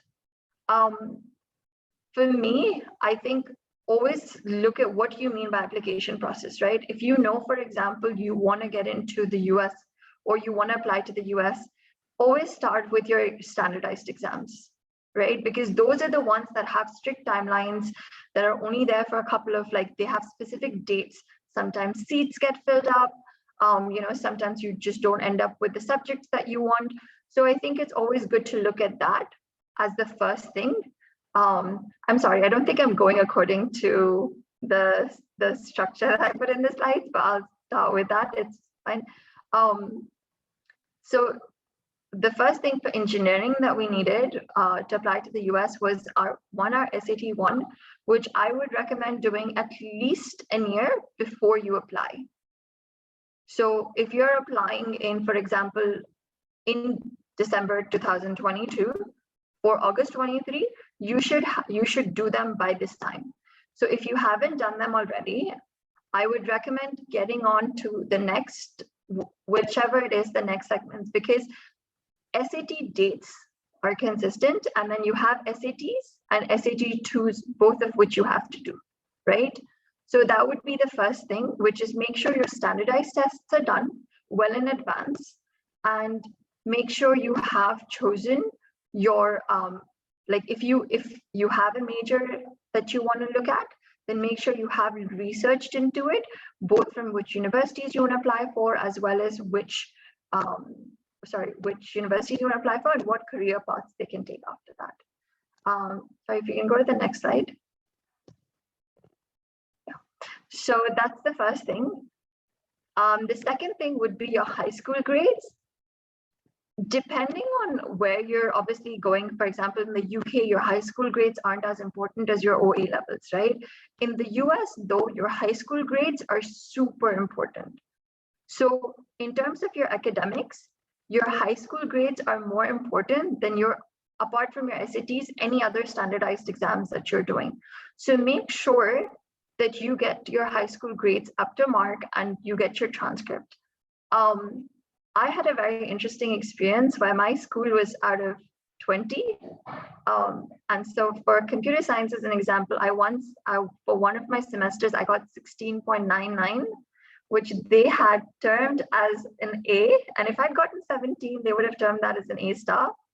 So I think, or an A plus, however you want to call it, I think it's always good to also check your transcripts to make sure that your grades reflect what you think, because I took that up with our school director and I said, there is no way 16.99 does not qualify for an A star. And they were like, yeah, okay, fine, like we agree. And they've got my transcript changed, right? Which obviously makes a huge difference. If it's more, especially if it's like, you know what, for me, it was one of my core subjects. So I think that's another thing. In terms of like your like your essays that you have to write or your for your application, one, obviously you have your personal statement, which is very important, but some universities will require you to write additional essays. So one of the additional essays that I had was, imagine it is a random page from your autobiography, what would it say, you know? And that was just one of those essays that you have to then fill in. And I think, again, make sure your personal statement is done well in advance. I will admittedly say I only went through like one round of corrections. You know, I think Bushra said she went through like 15 or something. So it depends on you. Honestly, my thing for personal statements would be make it as compelling, make it as engaging, and just make it something where someone, because they see so many different personal statements, right? So just make sure it's something that kind of like, you know, just touches someone and they can feel your passion through it. They can feel what you want to portray through it. I think that is so important to show in a personal statement or any essay that you're writing. You know, you don't want to make it too methodological. You want to make it work with who you are as an individual. So I think that would be definitely something that we're focused on. Again, in terms of extracurriculars, I agree. I think you have your sports, you have your student governments, you have your social work, you know. I think showing a variety of things is important, but also I would say, like, you know, with whatever you have, show how that benefited you, what you learned from it, how, for example, you progressed in it, how you took on more leadership roles. It doesn't, like Bushra said, it doesn't have to be the president, but if you went from like being a volunteer to being a team lead or something, you know, that shows a lot of leadership, that shows you took the initiative to do something. And I think that's a pretty great thing. And then your recommendation letters. So this is something which would be, if your school has a lot of students who are applying internationally, especially to the US, your teachers would be well versed with this. If not, make sure that you get through to your teachers early on. And if you can find a few resources that can help your teachers, make sure you actually send it to them so they know. The thing with recommendation letters is you cannot see them. Legally, you cannot see them. So your teachers have to write them and seal them and send them to the university, or like, you know, I mean, whatever, online, send them to the university. But because you're not allowed to see them, you need to make sure that you're trusting, like you trust someone enough to write that recommendation for you. So you need to make sure they have all the resources such that they know how to write a good recommendation for you if that is something that they're not well versed with. So I think that would definitely be something you want to focus on for that. Do I have an, okay, I think that's it from my side.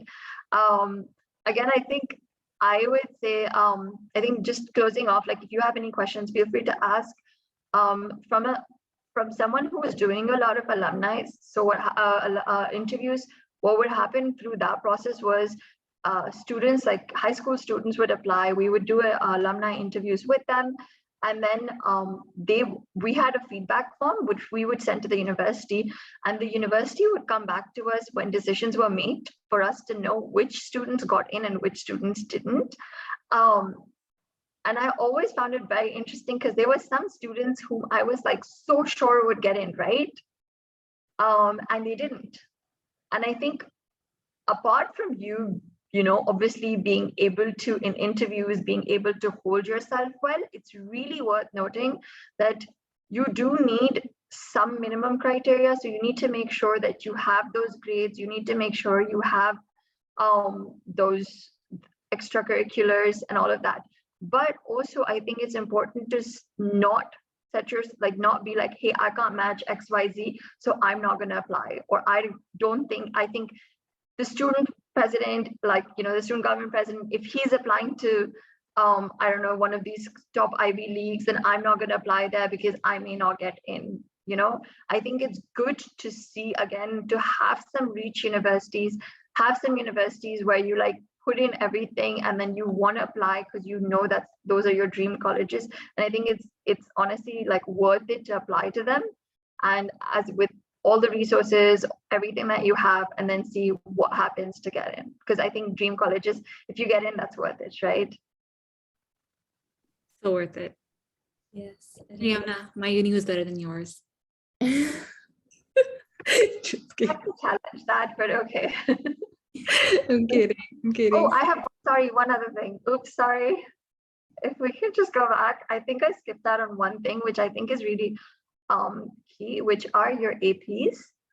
So I don't know if a lot of you guys study the UK system or the American board, but your APs are similar to your A-levels. In fact, your A-levels, when applying, can stand in for your APs as well.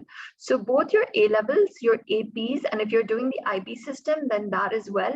What they do is, obviously, you know, once you apply, they provide you that edge of getting in based on the subjects, but your results usually come after you get admissions, right?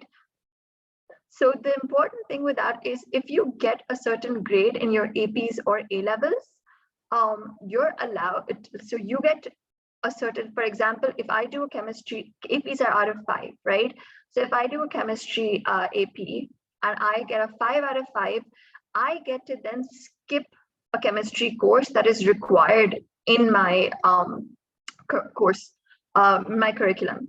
So for me, as an example, it allowed me to skip 5 courses. So the APs that I took allowed me to skip about 5 to 6 courses, which allowed me, if I wanted, I could have reduced an entire semester off. So done my degree in 3.5 years, which obviously is a great thing. One, it saves you time. Secondly, it saves you money. And 2, it also allows you to choose other subjects. So what that did was, because I didn't have to worry about subjects such as, you know, chemistry, economics, all of those, I then was able to do my minor in business because I had space in each semester to do other courses apart from my core courses. So I think it's also really important. And again, you know, honestly, like for me, it was just a matter of I had to do my core courses in a sequential order, which is why I couldn't. But APs usually allow you to like basically just skip an entire semester. If you have enough to, like, if you've done like enough APs, they allow you to skip an entire semester and that is a good amount of cost and time. Yamna, we have a question in the chat box. It says, how do you do extracurricular activities, and as in what can be qualified as an extracurricular activity, and how do I find places to do extracurricular activities? For the US, everything counts, right? As extracurricular, your sports count. So if you're part of a school sports team, that counts. If you're part of student government, that counts. Even something as simple as, so it's an interesting thing. One of the students who applied to CMU a couple of years ago, he was ranked in like the top 5 or 10 of like worldwide in Scrabble. That's an extracurricular. You know, so if, for example, you play chess on an international level or even a national level, you know, even something that's like a game that you play on a national level, I think that counts. If you're learning a skill, that counts. If you have, as an example, like I can give you examples of things that like for computer engineering, especially computer engineering or computer science, right? if you've created a certain program, if you've created a certain website, all of those are extra projects. So all of those count, and then your extracurriculars can be relevant to your studies. They can be relevant to your student life, because with US universities, right, they don't want you to only be involved in studies. There's a huge focus when you go to universities. There's a huge focus in getting involved with student bodies over there, getting involved with student life over there, all of those different things. I think it would be so important to make sure of that. So I think that's why they focus on everything. But honestly, like anything, even if you, for example, if you participate or if you volunteer in a PYF activity, which I'm totally kind of selling over here, that counts. That very much counts. And that allows you to talk about how you kind of, helped as a way of, like, for example, talking about is how you helped the community or your community to do something that wasn't there. It shows leadership, it shows empathy, it shows taking initiative, all of those different things. And it just shows your character as a person. So I think all of those different things count. And honestly, one of the things about applications that I think would be very important to emphasize on is don't hold back. Don't be like, oh no, but it's okay. Even if I got that A, like, it's not a big deal, because sometimes we're told like, koi baat nahi, A to sabka aata hai, Be like, no, I got that A and I think it was great. And that's what you kind of really need to showcase yourself as an individual.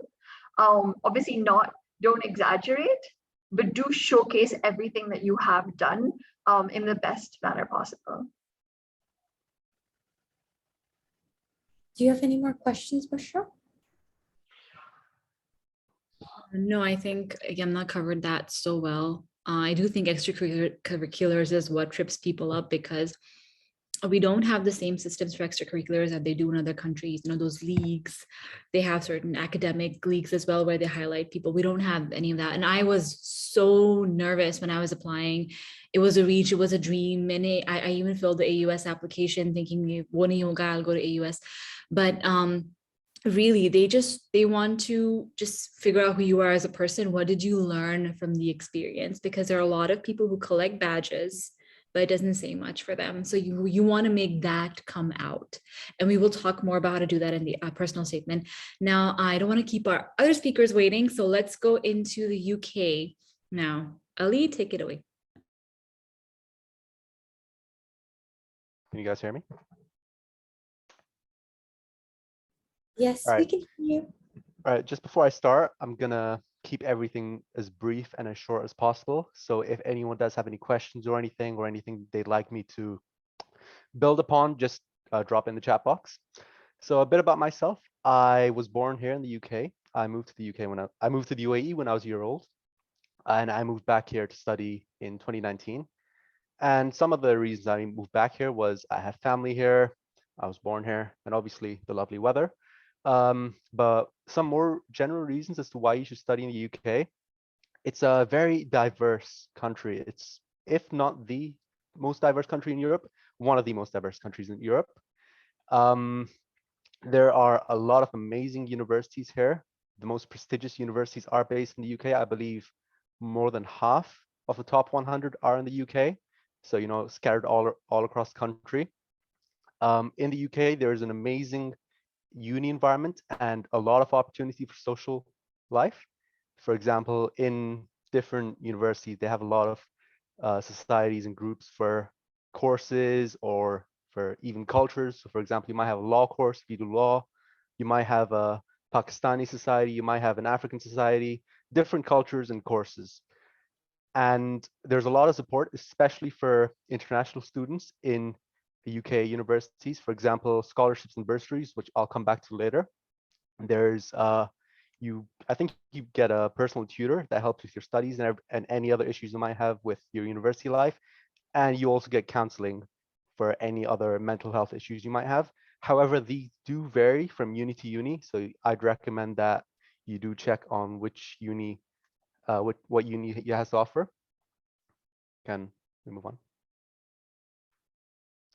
All right, so In terms of how to choose uni, firstly, obviously, have a look at the course you want to do. Think about the course you want to do. For me, for example, it's law. I want to do law because I just really love debating and arguing. So, for example, UCL is really good university for law. Whereas if you want to do business, I'd recommend LSE in London. And if you want to do something like accounting or economics, you could go for University of Leeds as such. And location also plays a very important factor in what uni you should choose, because every city is very different. For example, if you are a person that likes something, a city that's more diverse, more lively, maybe London or Birmingham or Manchester would be for you. Whereas if you prefer quietness and peacefulness and you just want to focus on your studies, you could go to Durham, you could go to Warwick, you could go to Leeds, and any of those other, not big cities. And another thing that isn't on this PowerPoint, how do I say it? The closer you are to London and the closer you are to any big cities, the higher the cost of living tends to be. So for example, if you're in London, accommodation might be through the roof. Whereas if you're somewhere smaller like Durham or Leeds, it's going to be way more affordable. So that's definitely something you should take into account when you're looking at universities. And obviously the weather, the more north you go, the more horrible the weather is. Trust me, you don't want to go north if you really love the weather. And obviously check your university's website for course specific information. I do know that if you are an international student, more often than not, you will be asked to take a English test to check if you're proficient in English and that you'll be able to understand the course. Some universities also require you to take specific entry tests. So for example, if you want to study law at King's College or LSE, you might have to do the LNAT test, which is basically a comprehension test. I did it, it didn't go well. Or if you want to do dentistry or medicine at a medical school, you're going to have to do the UCAT, which is the same thing basically. And it varies from subject to subject, though not all universities require entrance tests. Can we move on? And the process for applying to university, first, you're going to want to consider if you're eligible for any scholarships or bursaries. So this is an entire section on its own. There are a wide range of scholarships and bursaries available to both international students and domestic students. For example, I think the University of Birmingham offers 32 different scholarships and bursaries to students from the UAE. So I'd recommend having a look at specific universities and what they offer. And a bursary, what is a bursary? Well, it's essentially a grant. It's free money. That's the best way to explain it. There's a different bursary for everyone. If you're disabled, you might get a bursary. If you come from an impoverished area, you might get a bursary. And bursaries can last from, or can go from £500 to, I believe, 9 grand. So there's quite a lot to get in. And the thing about bursaries is that you can spend on whatever you want. So I would highly recommend applying for a bursary, whether you want to spend it on helping out with accommodation, food, or such, or if you want to spend it on going out with friends, I'd highly recommend just applying for a bursary. However, these do vary from uni to uni. So I'd recommend you check your uni's websites and see what the requirements are for each bursary and scholarship. The next thing you should consider is applying to ucas.com. The link's right there. And it's basically the main hub for applying for universities, whether it be undergraduate, postgraduate, international or such. Everything relates to universities is on UCAS. I think most universities require you to apply through UCAS. UCAS applications do cost money. I think it's £27, and you are allowed to apply for up to 5 universities per application. And if you do get rejected from any universities, I think you can just reapply until you get accepted to different unis. And another thing that I forgot to mention on the PowerPoints is in the UK, we have something called clearing. So let's say I applied to really, prestigious universities. I didn't get into any of them, and I was just left without, I had to take a gap year. There's this thing called UCAS clearing, and essentially what it does is more often than not, there's a lot of vacant spaces in courses across unis across country. So what UCAS tries to do is fill these courses. So let's say you don't get into a uni through UCAS, you can enter UCAS clearing and just get put into a course that you want to, or that might be relevant or related to the course you were aiming for, which is actually a really helpful, how do I say it, safety net if you do fail to get into a university. And the third thing you're going to have to look into is student visas. These are, I think they cost around £350 to apply for, which is about 1.2, 1.3 grand in dirhams. And yeah, there's a lot of information on the UK government's website. So I just recommend click on that link and check if you're eligible. I do believe you have to apply, or you can't start applying 6 months before your course starts. So let's say your course starts in September, you can apply from March, and you'll usually get a reply within 3-4 weeks. And I believe that's all. Thank you, Ali. Are there any questions in the chat box? If there are any questions, please put them in the chat box.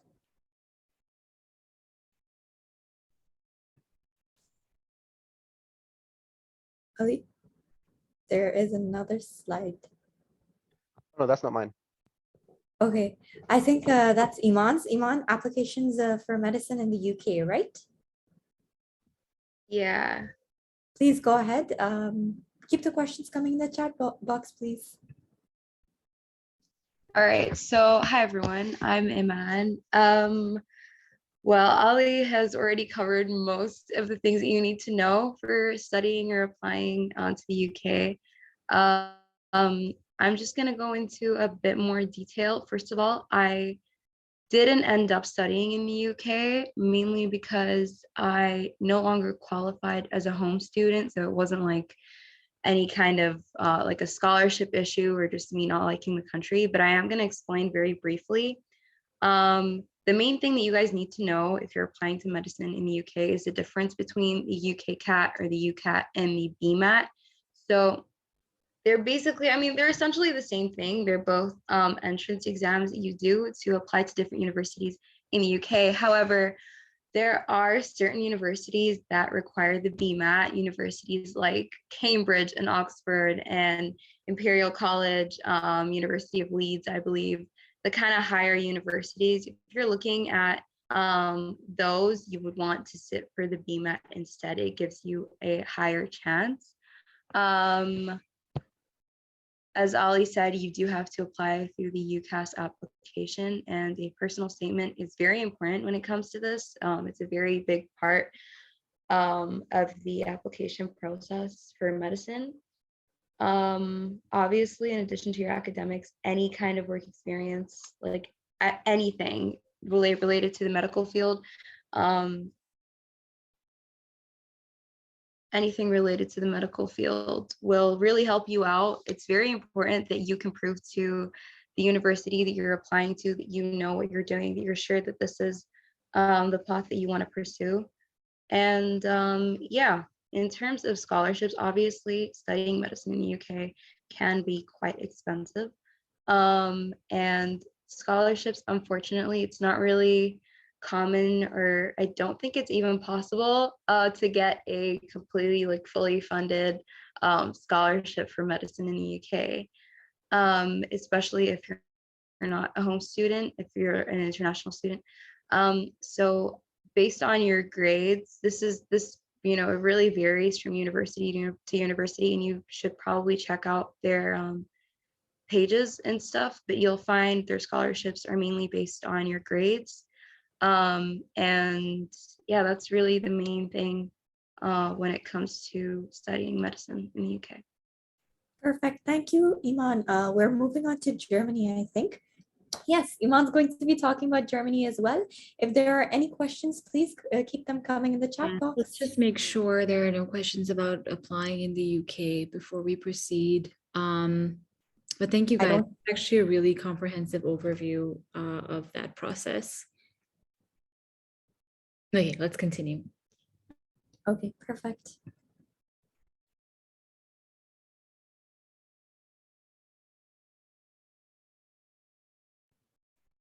Iman, I think you are on mute. We cannot hear you. Yeah, Fatima, I think I changed something on these slides. Perfect. Could you try exiting and coming back in with Sure, the I can. screen? Sure. Just give me a second.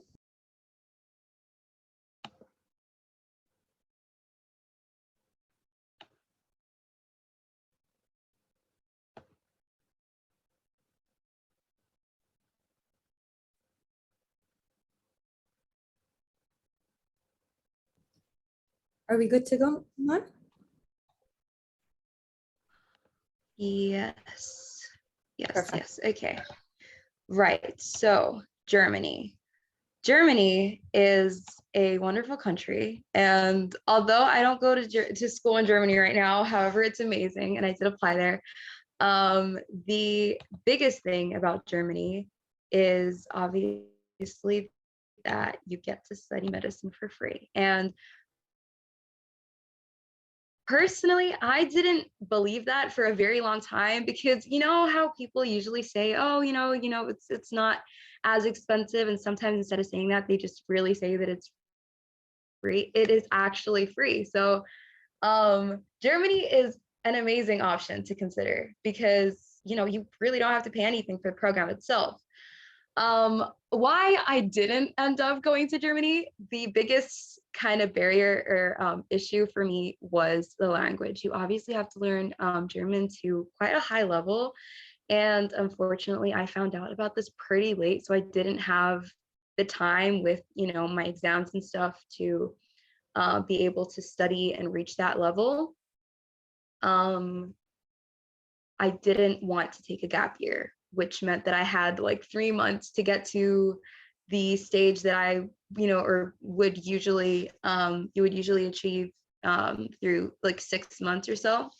In addition to that, loneliness, I love having people around me, and I get very lonely very like quickly or easily. And so I found the idea of living alone without any parents or family in Germany just a little bit hard to kind of deal with. In addition to that, I got accepted here in Sudan and I got a pretty cool scholarship. So, I was like, it's okay. I mean, I guess I'll just go here.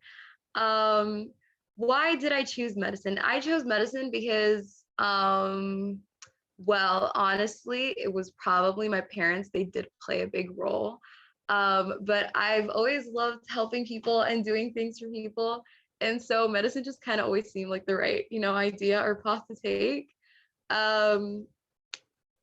In regards to learning German, I'm not trying to give anyone the idea that German is a hard language, but it is pretty difficult to learn and it will take some time. I will go into the different levels and the kind of methods and stuff that you can learn German through in, I think, the next slide. But before we go on to that, I do want to talk about the requirements. So when applying to universities in Germany, this is mainly for medicine that I'm going to be talking about. There is an app that's like the UCAS application. It's called Uni Assist. However, unlike the UK, not all universities require you to apply through that. You can apply through the university website. But other than, just your proof of income and things like that, you need to have very strong letters of recommendation or motivational letters and lots of extracurriculars, whether they are, things that have to do with medicine or not. You need to have lots and lots and lots of extracurriculars because, obviously the fact that it's free, that there are no tuition costs, make it very competitive. And so you really need to show them that you are capable of handling medicine. You know what it's about. You've been in many like leadership positions or positions or situations that have put you in like, hard kind of times or whatever. Other than that, some universities require an entrance exam for medicine, and it's called the NEET or the NEET. It's similar to the BMAT and the UK CAT or the UCAT. And the only difference is, it's not required by every single university. In addition to that, you do need to have the test DAF, which is the German language test. I think we can go on to the next slide.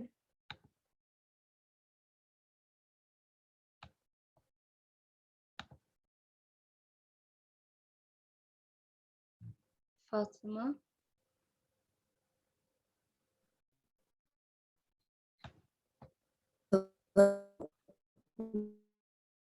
Yes, this is the next slide. At first, we couldn't. Hello.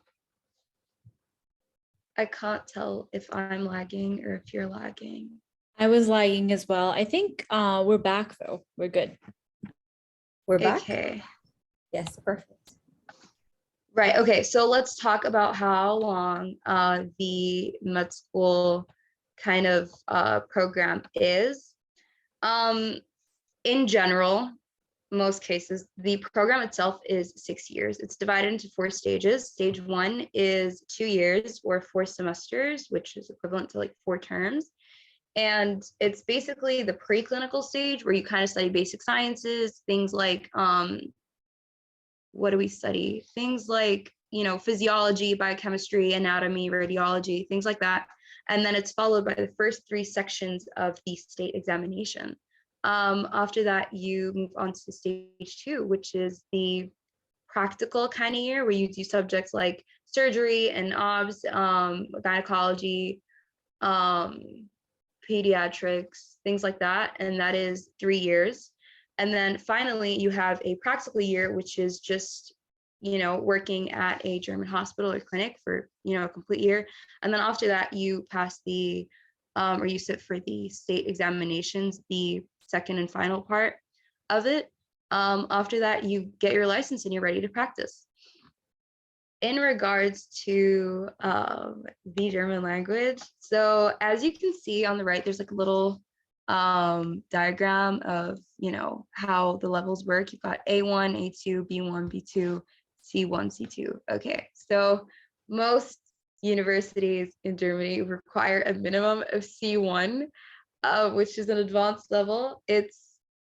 I think there are institutes obviously that can help you achieve it. And when I was applying, which was 3 years ago, you could achieve the C1 in like a condensed course in 6 months, which would be, you'd have to attend your classes like 3 times a week and stuff.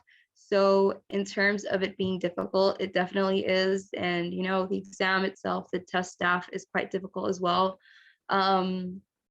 If you're looking for a more kind of laid back way and you still have a few years, maybe you're, sitting for your final exams next year and you still have time, definitely start off with Duolingo or any of the other apps that can help you. Usually these apps will help you reach a level of about A2, but that's still pretty good because when you decide to move into any of the institutes to help you learn in a more condensed form, you wouldn't have to start, all the way from absolutely no German.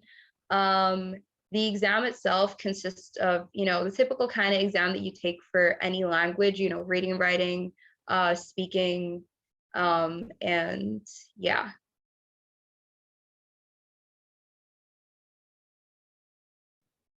Should I move to the next slide? Yeah.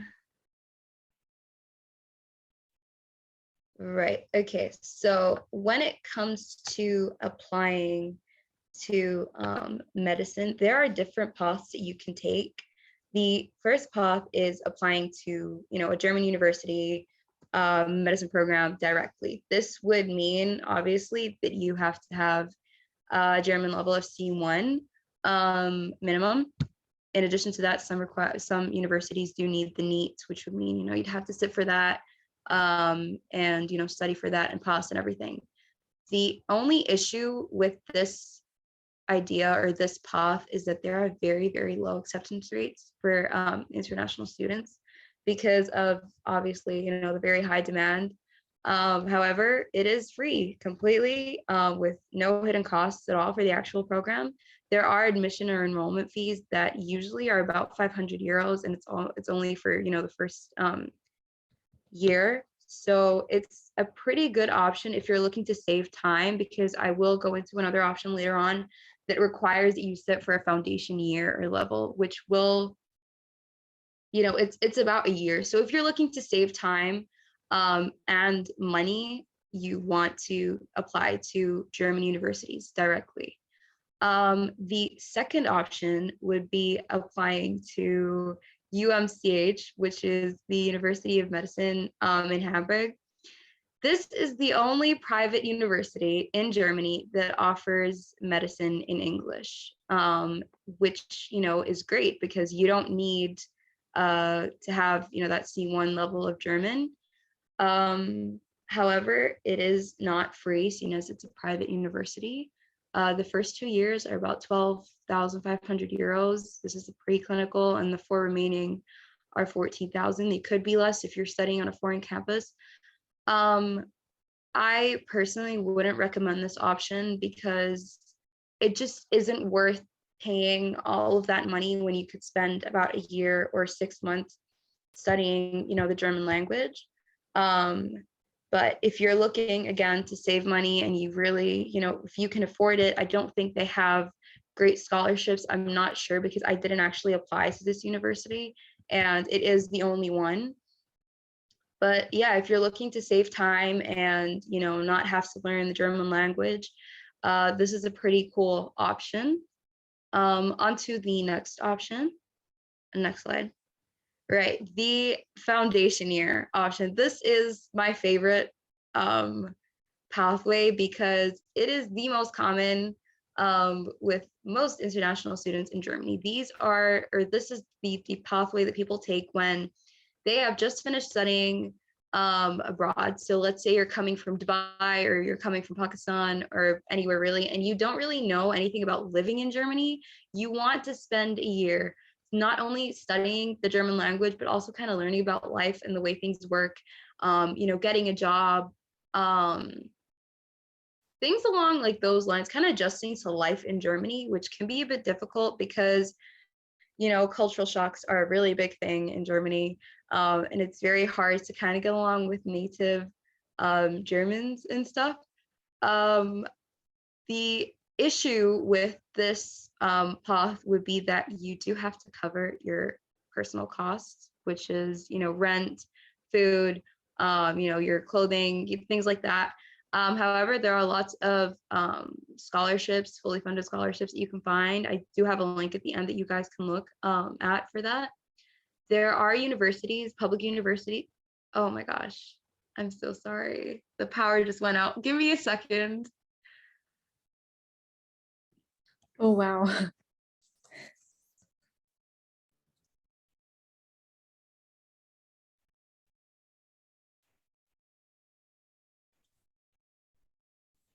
Fun fact, the power went out at my college in the US twice when I was there, and once or twice water also went out. So sometimes these things don't have to depend on location. Yeah, it happens a lot, very often, especially if you live in Pakistan.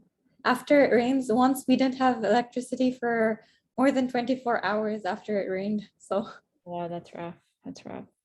yeah. I am so sorry, you guys. This is so Now embarrassing. we get you in But it's raining at all. outside actually. From video. Oh my gosh. Can you see you're connected to the internet and you can see the slides, so it's fine. It really does. Yes. Really fine. That's perfect. Okay.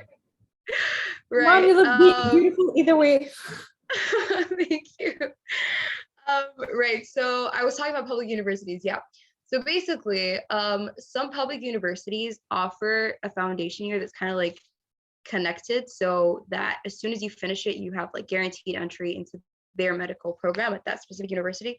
And so, that's really cool because that you have like a guaranteed spot. Like you don't have to go through the hassle of applying again and the very, very low acceptance rates for international students. However, even the acceptance rates to this foundation year or foundation program are low. So you want to start applying really early to them and to their scholarships as well if you can't or don't want to have to cover your expenses alone. There are some foundation programs that require a minimum German level. It's usually not as high as C1. I think the ones that I applied to were a B1. So I started off with Duolingo, reached A2, and then went into an institute for about a month, and I was able to reach B1 or B2. What usually happens during this foundation year? Okay, so there are 4 courses you can see on the right.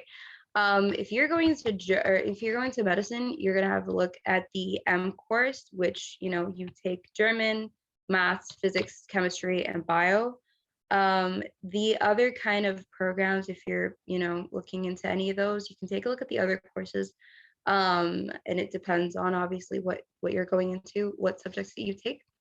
So you'd be studying those subjects for a year, and then at the end of the year you take the FSP, which is just the kind of like final exam that you would then use to apply to universities if you're studying at a foundation year that is not connected to a specific university.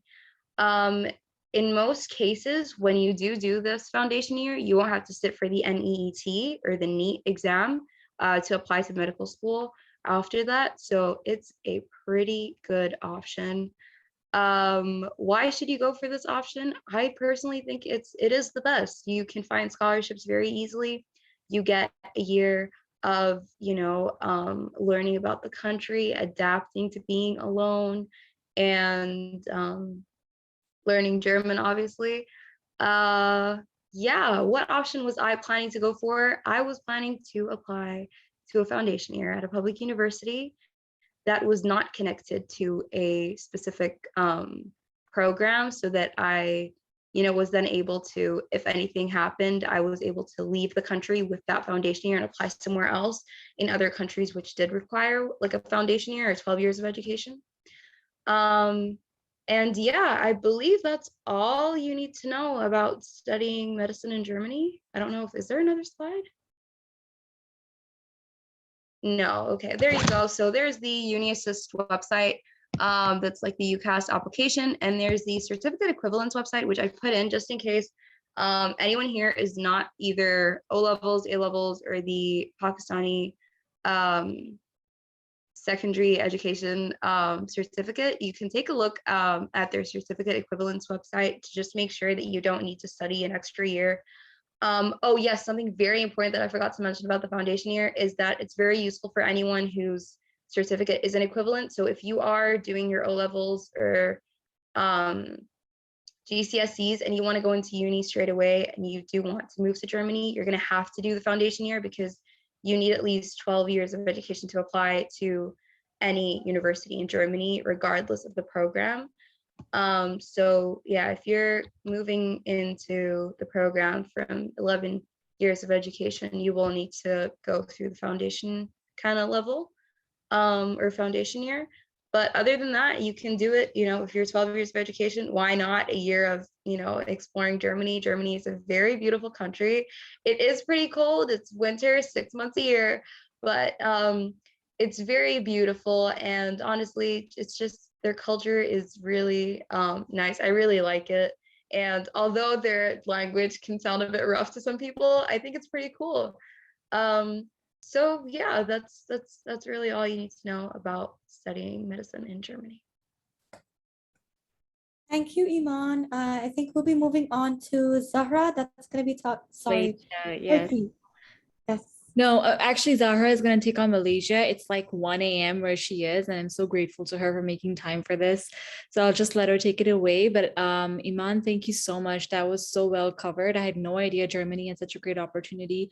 Iman, just a quick thing. I don't know, again, if you covered it, but how many years do you think it takes to learn German to be good enough to study there? Good enough to study there is just C1. If you have a level of C1, you will be good to go because you'll have German lessons throughout the program that you're doing, regardless of what language the program is in. And you can achieve C1 by 6 months. So I guess if you're learning German for a year, you will, a year straight, every single, week and stuff. You'll be fluent in about, a year.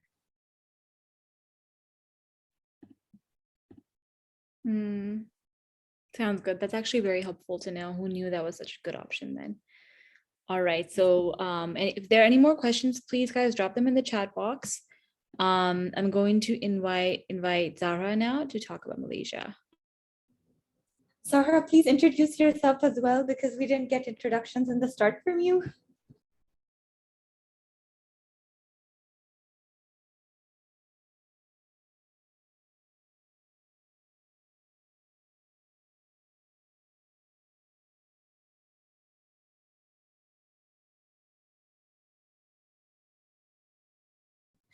Bushra, we still have You are now the co-host. I'm so sorry. So now you should be able to. I apologize. Okay, perfect. Can you guys hear me properly? It's okay. Okay, my house is very small, so the voice is gonna echo a little bit. It is currently 1:15 a.m. I am very sleepy, and I should finish in the next 20 minutes, hopefully, and then my bed awaits me. For my introduction, I am Zara, and I am currently in my second year, second semester of culinary management in Malaysia, University of Wollongong. I started here in 2020, and then I did my first year hybrid. So I was here in March of 2021, and then I went back to Dubai in June of 2021 because there was a lockdown. So none of my practical classes were happening again. So I went back home, and then I came back recently in January, right after New Year's, and I've started my classes on campus finally right now. So I'm living the best campus life. I go to campus at 7 a.m. and I come back from campus at 7 p.m. I have a full-time job on campus. So that is exciting for me currently. Okay, going into studying in Malaysia is obviously Malaysia is not a country taken into consideration by a lot of people, but the amount of Pakistani students I've met over here is tremendous because I'm currently dressed in green because it was resolution day. So I just came back from a event that was specifically held for Pakistani students. So the feeling of loneliness is kind of like a little bit off because you have so many Pakistani students, especially if you are in a public university. You've got a lot of Pakistani students there who have attained scholarships, who have worked very well to get where they are right now. And there's a lot of, once we go into the further after this slide that we're looking at right now, once we go into the other slides as well, you look that this country is like literally splurting out engineers. So many engineers are coming out of Malaysia. And, you know, if you're coming from that proper Desi family where you need to become an engineer, Malaysia is such a good option for you because today I sat on a table with 8 engineers, 8. And I was so shocked because like there were so many people doing all engineering, all Pakistanis, but some of them are doing their PhD in engineering, some are doing their masters in engineering, and most of them are doing their undergrad in engineering. And it was so like when I spoke to them, I felt like, wow, like engineers on the table and nobody else. And I was like, I've come to the wrong place, but it's okay. Okay, so going into so obviously while going into the slide, before going into Malaysia, let's look at the pros and cons of studying in Malaysia. We'll look at the good side first because we start with the good, obviously. You have high quality established educational systems and standards in Malaysia. That means most of the programs that are in Malaysia are specifically accredited with universities, some other countries as well. So you'd have universities from Australia, from UK, from US, who have their own separate accreditation that you are getting as well when you graduate as well, which also brings us to the next point: ability to get foreign degrees, a degree qualification.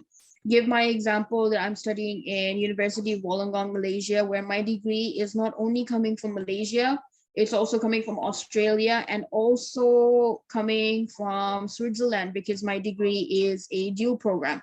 So when I finish my degree, I'll have an accreditation from 3 countries. So I can probably run away anywhere at the end of the day.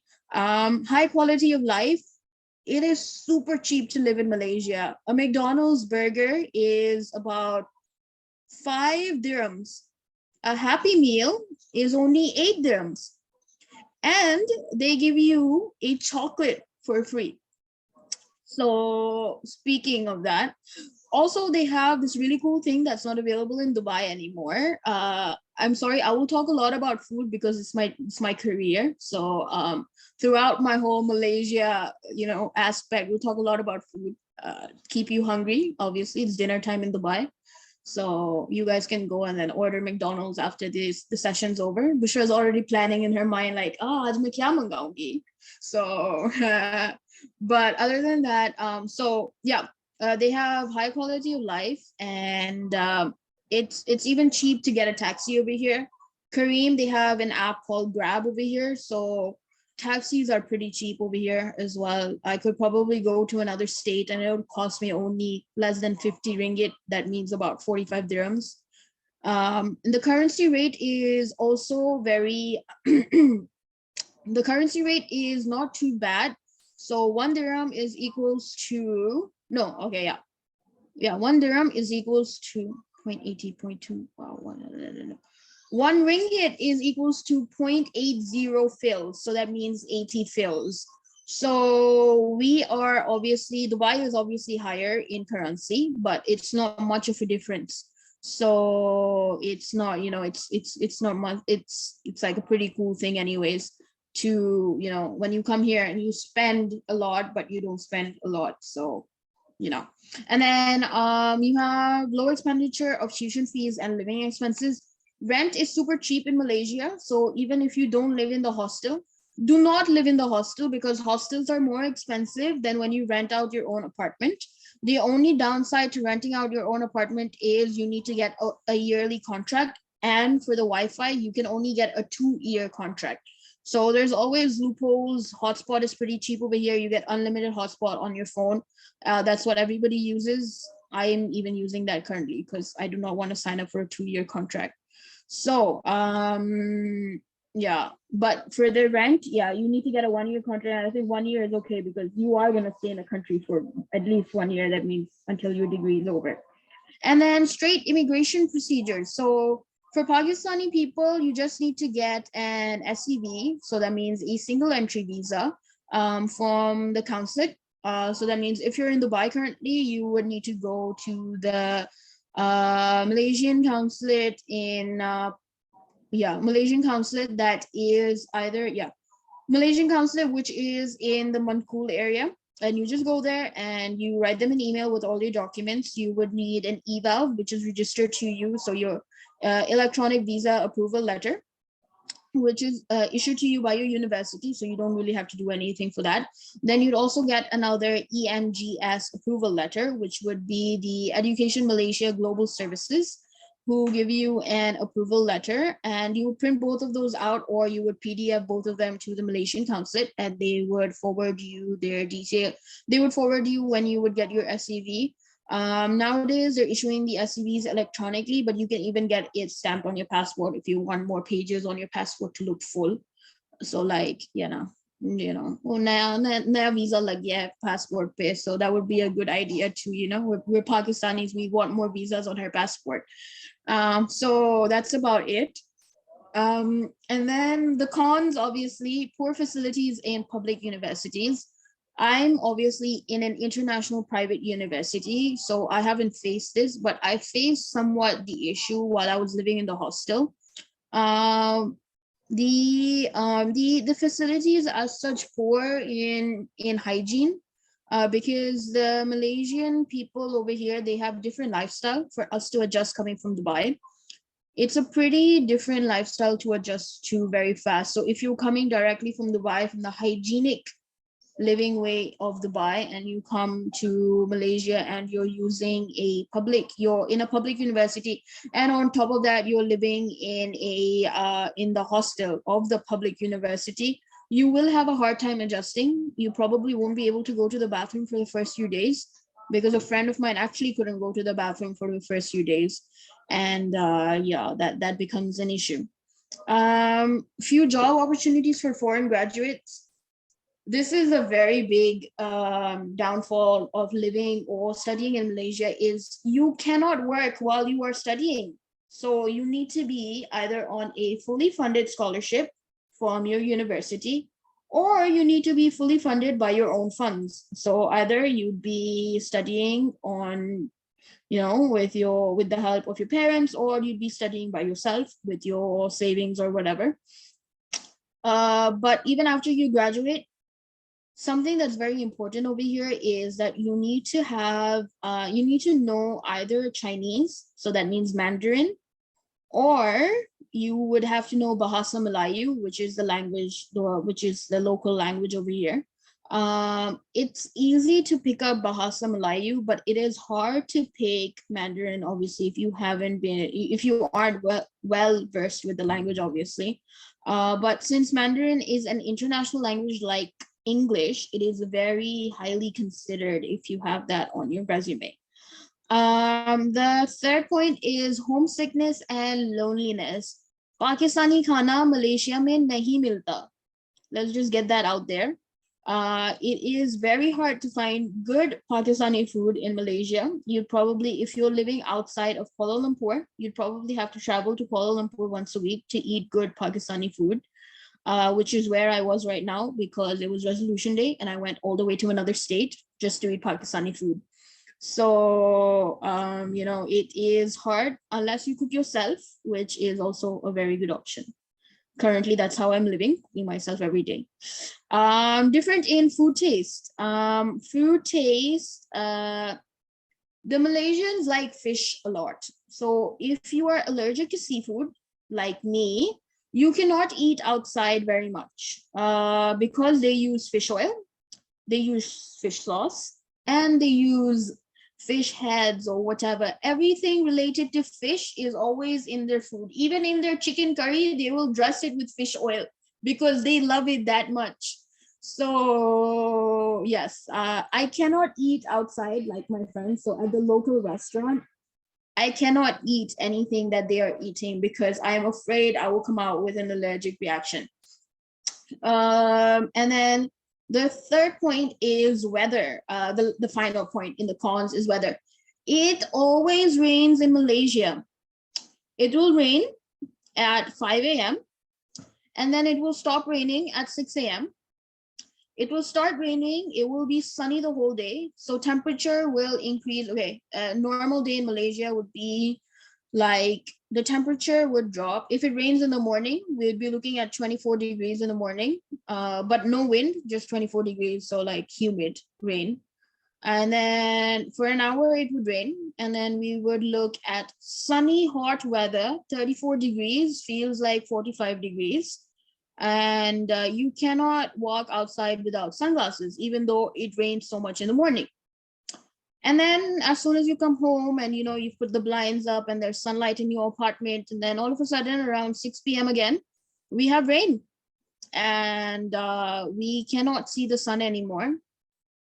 And also because of this weather, Maghrib is pretty late over here. So for me to adjust to Ramadan timings, especially last year, I did my first Ramadan over here. The fast closes later than Dubai, so we close at around, so Fajr over here is 6:20 or 6:15, so we close our fast at 6. So you get pretty tired staying awake the whole night. I get very tired around 4 o'clock. I'm already like dozing off because I'm a Dubai child, and 4 o'clock is already azan time. You're praying and you're going back to sleep, so it's pretty hard to adjust to that in the beginning. For the first few days, I think I missed suhoor as well, and I fasted without suhoor because I was so bent on sleeping at 4 a.m. and then waking up right in time for Fajr before I saw the sunrise, and I was like, oh my god, Fajr to padlu. So that happens a lot. But yeah, because of the weather, obviously the Fajr and the Maghrib timings, but the fast is 1 hour smaller than Dubai because we break our fast exactly the same time, 7:20, 7:30. So it's like 1 hour smaller than Dubai. So instead of the 12 hours, you're fasting 11 hours, but you're sleeping the whole night because you cannot stay awake any longer. Okay, let's go to the next slide. Okay, so these are the different choices of university applications in Malaysia.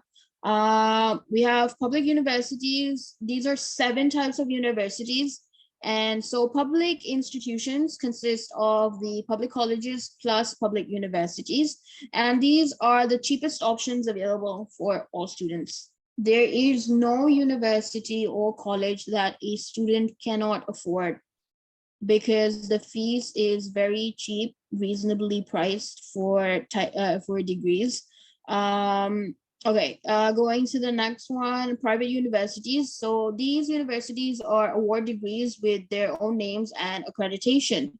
So this would be local private universities. They would not be international universities. So they would have their own accreditation accredited by obviously the EMGS, which is the Education Malaysia Global Services. And then you have university colleges. So you would have the flexibility to move to a sister campus around the world, which is something like mine. I'm currently going to University Wollongong, Malaysia, and it comes under KDU, which was their old Malaysian name. So if I wanted, we have 3 sister campuses. That means Italy, Switzerland, and Australia. So I can shift to any 3 of these universities if I wished. And then you would go to accredited training centers. So these are more for vocational and training centers. You would get a diploma out of this. You would get a diploma out of this, and you could, after this diploma, you could transfer to any university and get an exemption. So if you get a diploma in Malaysia, you would get a direct exemption and you would go straight to 2nd year instead of going through the 1st year. So that's something you guys can look forward to if that's what you're looking for. And then language centers, this is something that is pretty slow, but a lot of people do come here to study language, obviously, because of how cheap it is. You have language courses, technical, and IT.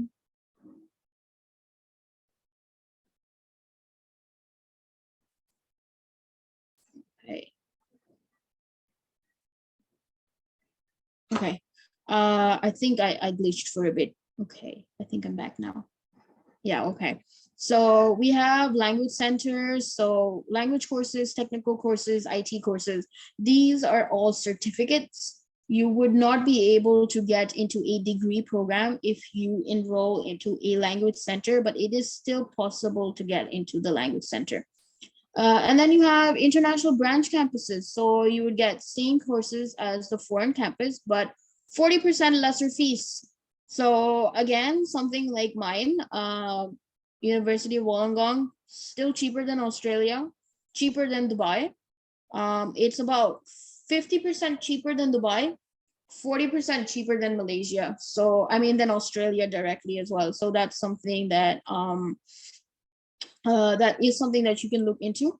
And then college, which is a privately owned and do not have any degree awarding power. So this is something you have to avoid, because if you are getting a degree, you want to make sure that you are, so if you're getting a degree, you want to make sure that you're getting accreditation, otherwise there's no point of the degree. Another thing that I want to put out is there's one university in Malaysia called Ling Kok Wing. That university has lost its accreditation power because of low GPA that the students have accumulated in the past 5 years. They were one of the best universities in Malaysia for international business, and the students could not maintain their 2.8 GPA for the degree. So they had lost their accreditation process. So please look into whatever universities you're looking into. You want to make sure that you are getting the accreditation process. You are getting an accreditation from any part of the country, because without the accreditation, your degree is useless. Can we move to the next slide? And I have glitched again.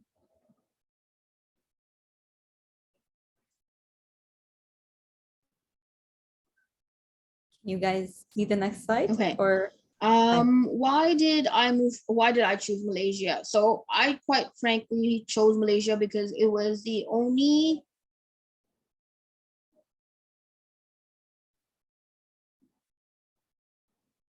You're back. next slide is okay.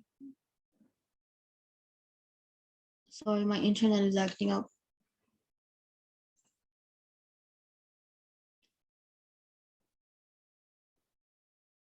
We're able to hear you though, Zahra, so you can continue.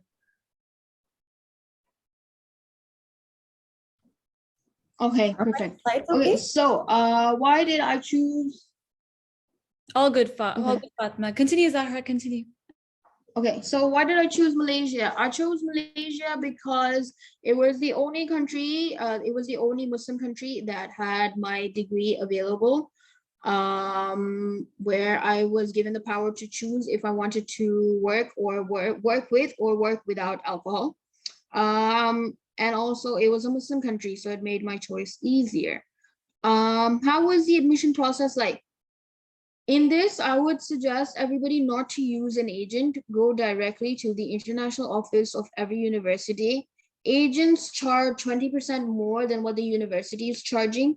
Get a counselor at the international office and it will be easier for you to get processed. You'd probably get all of your equipment, your documentation processed so much faster than you would get it with the agent. Other than that, it was pretty straightforward. I signed up through one international office representative. She guided me through the whole process, whatever documents I needed, what I needed to put forward. I sent her everything through WhatsApp, through email, got my admission letter, and then I submitted those admissions. They submitted my admission letter to EMGS directly from where my visa process started.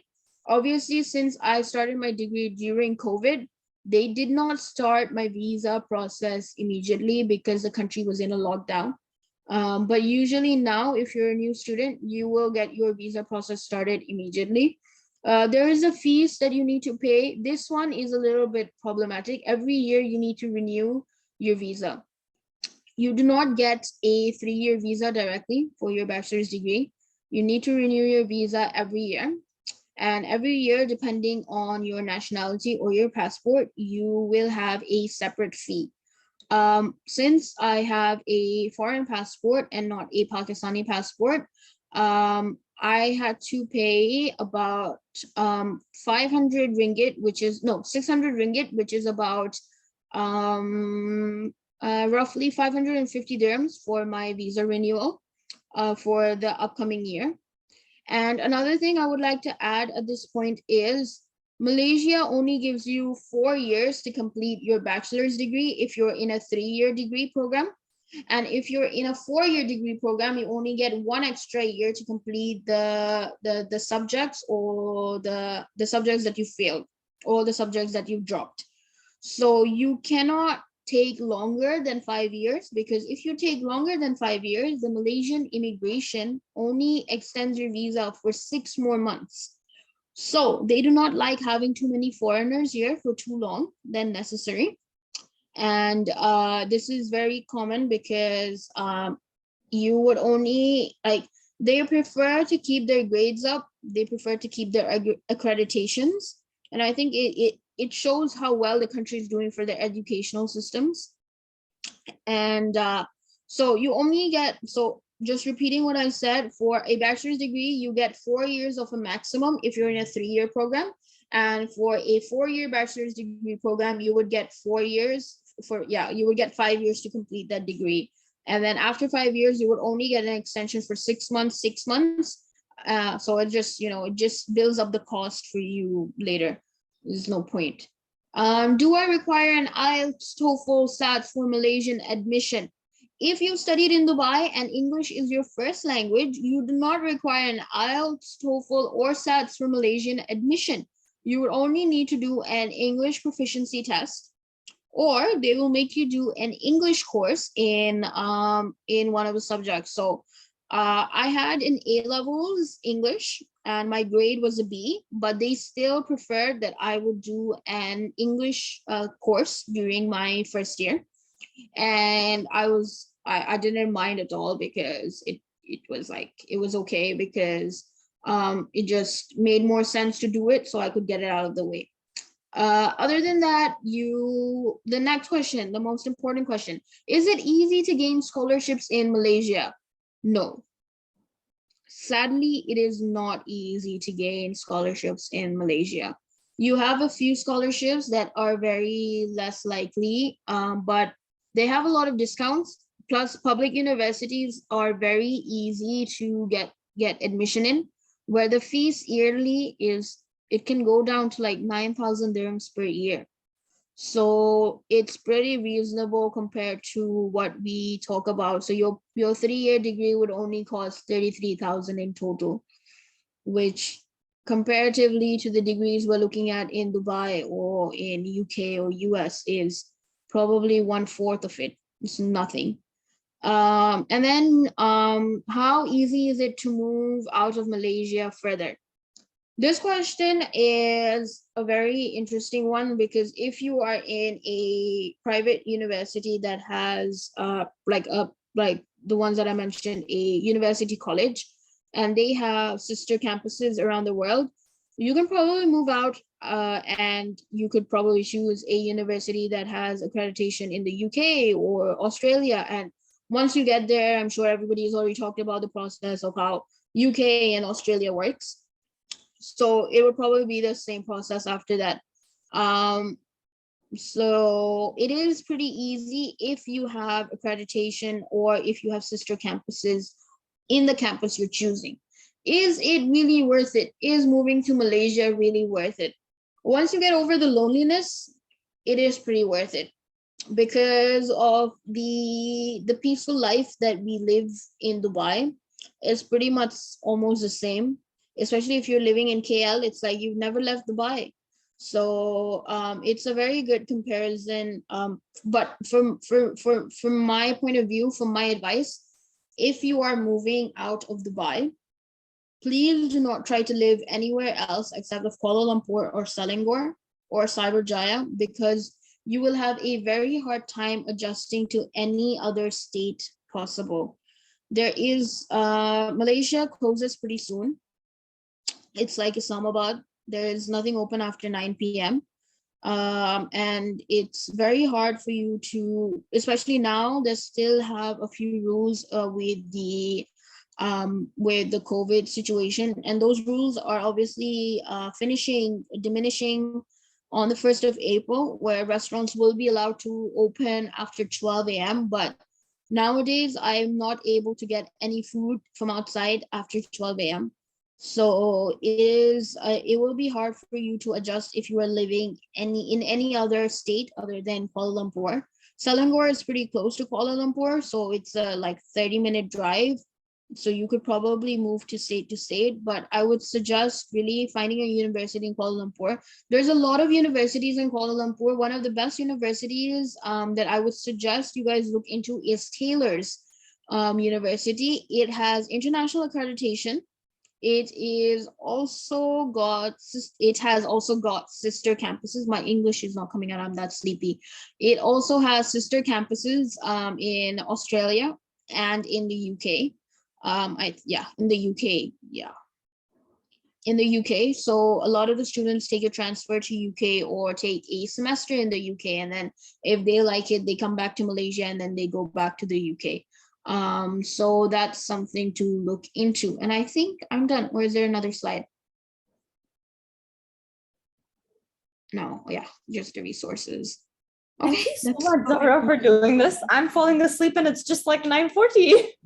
Oh, same here.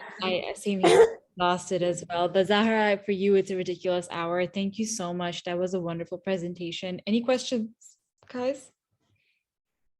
I do want to thank, first of all, our speakers for really staying this entire time and recording. Actually, the recording is a really valuable resource that we can't wait to share.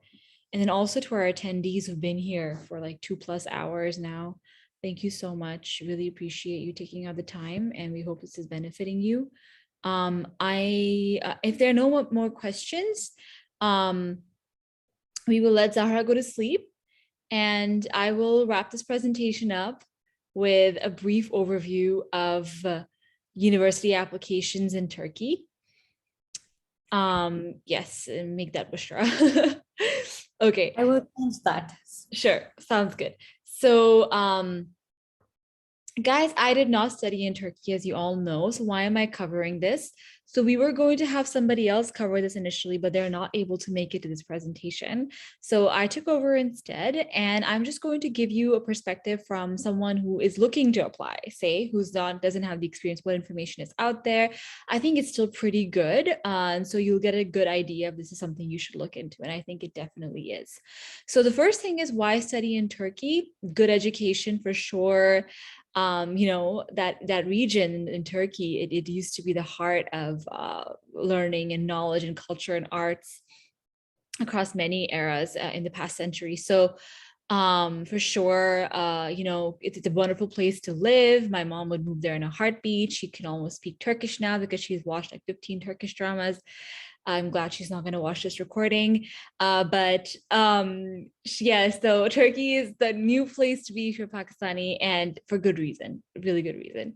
So another great point about Turkey is that it's quite affordable, right? Compared to any of the locations we're looking at, as you can see in bachelor's in English, starts from $450, which is what, hardly 2,000 dirhams per year, we're saying. And it goes up to 1,500, which would be about like, 6,000 dirhams, which is nothing, right? So it's pretty affordable compared to other options. And then you have living expenses as well, but it's a Muslim country, more or less, right? And it's close to Europe, so there are just so many perks right now of studying in Turkey. Another good, so if you were to go to the next slide, there are some really good scholarships for international students as well. So Turkey has really been trying to establish itself as a destination for smart people to come and, grow their academia. And so a quick note that there's a special scholarship called the Turkey Scholarships, and it's from the Turkish government inviting international students to apply. And it's across many majors and many universities. So definitely check it out. It seems like a simple process. You do have to apply early enough, but it's open to everybody. And I think it's a great idea for people who are looking to study abroad, but trying to get their costs covered. Now, one thing to keep in mind is that there are lots of top universities in Turkey. So that's the next slide. There are lots of top universities in Turkey. However, have I now included that? Just a second. There are lots of top universities. I'll quickly go over the application requirements first. So just typical application requirements that you have seen pretty much for all of the universities so far, right? The only thing is, again, if it's in a different language, you might have to get it attested and then, translated. But that being said, just pretty much anything, as far as I've seen so far, anything that you would see in any other application process would be required here. They call it motivation letter, same thing as a personal statement, and we'll discuss how these can be different in a bit. So that's simple application requirements, normal stuff. I did see there were some websites that facilitate applying to Turkey, but you can also choose to apply directly. And if I were you, I would just first explore applying directly before going through an agency. So the next slide, please. So yeah, as I mentioned, there are lots of top universities in Turkey. However, there's a little catch that a lot of them are only Turkish only. So unless you've seen a lot of dramas and you speak really good Turkish, you may want to consider the English programs. So if you go to the next slide, I think I included a list of universities that offer English language programs. I did not do that. So there's a handful of universities that offers English language programs. I did put some of their international student admissions pages here. And what I'll do is, after this presentation, I'll go in, I'll put a slide on the ones that offer English language programs. Do check it out. They seemed very professional to me when I was going, like perfect English, all of that. It does seem like a really good option. I've seen more and more people take interest in Turkey. So definitely explore it. And yeah, do check out these resources and let us know if you need anything else as well. So with that, I'm going to take us, are there any questions about Turkey? I'll try to answer to the best of my ability, or at least add it into the presentation before I share it with you later. Okay, with that, I'm just need a 1 minute break because I put some eggs to boil and I'm just gonna check up on them. The joys of living alone. Just give me a second. No problem. Bushra, I'll keep talking to people. Hi. Sure.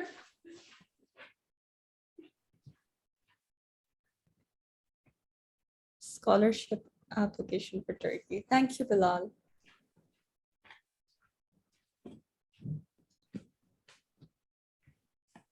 Okay, so what I did was I turned the heat to low, and so I think they're going to be fine when I wrap up this presentation.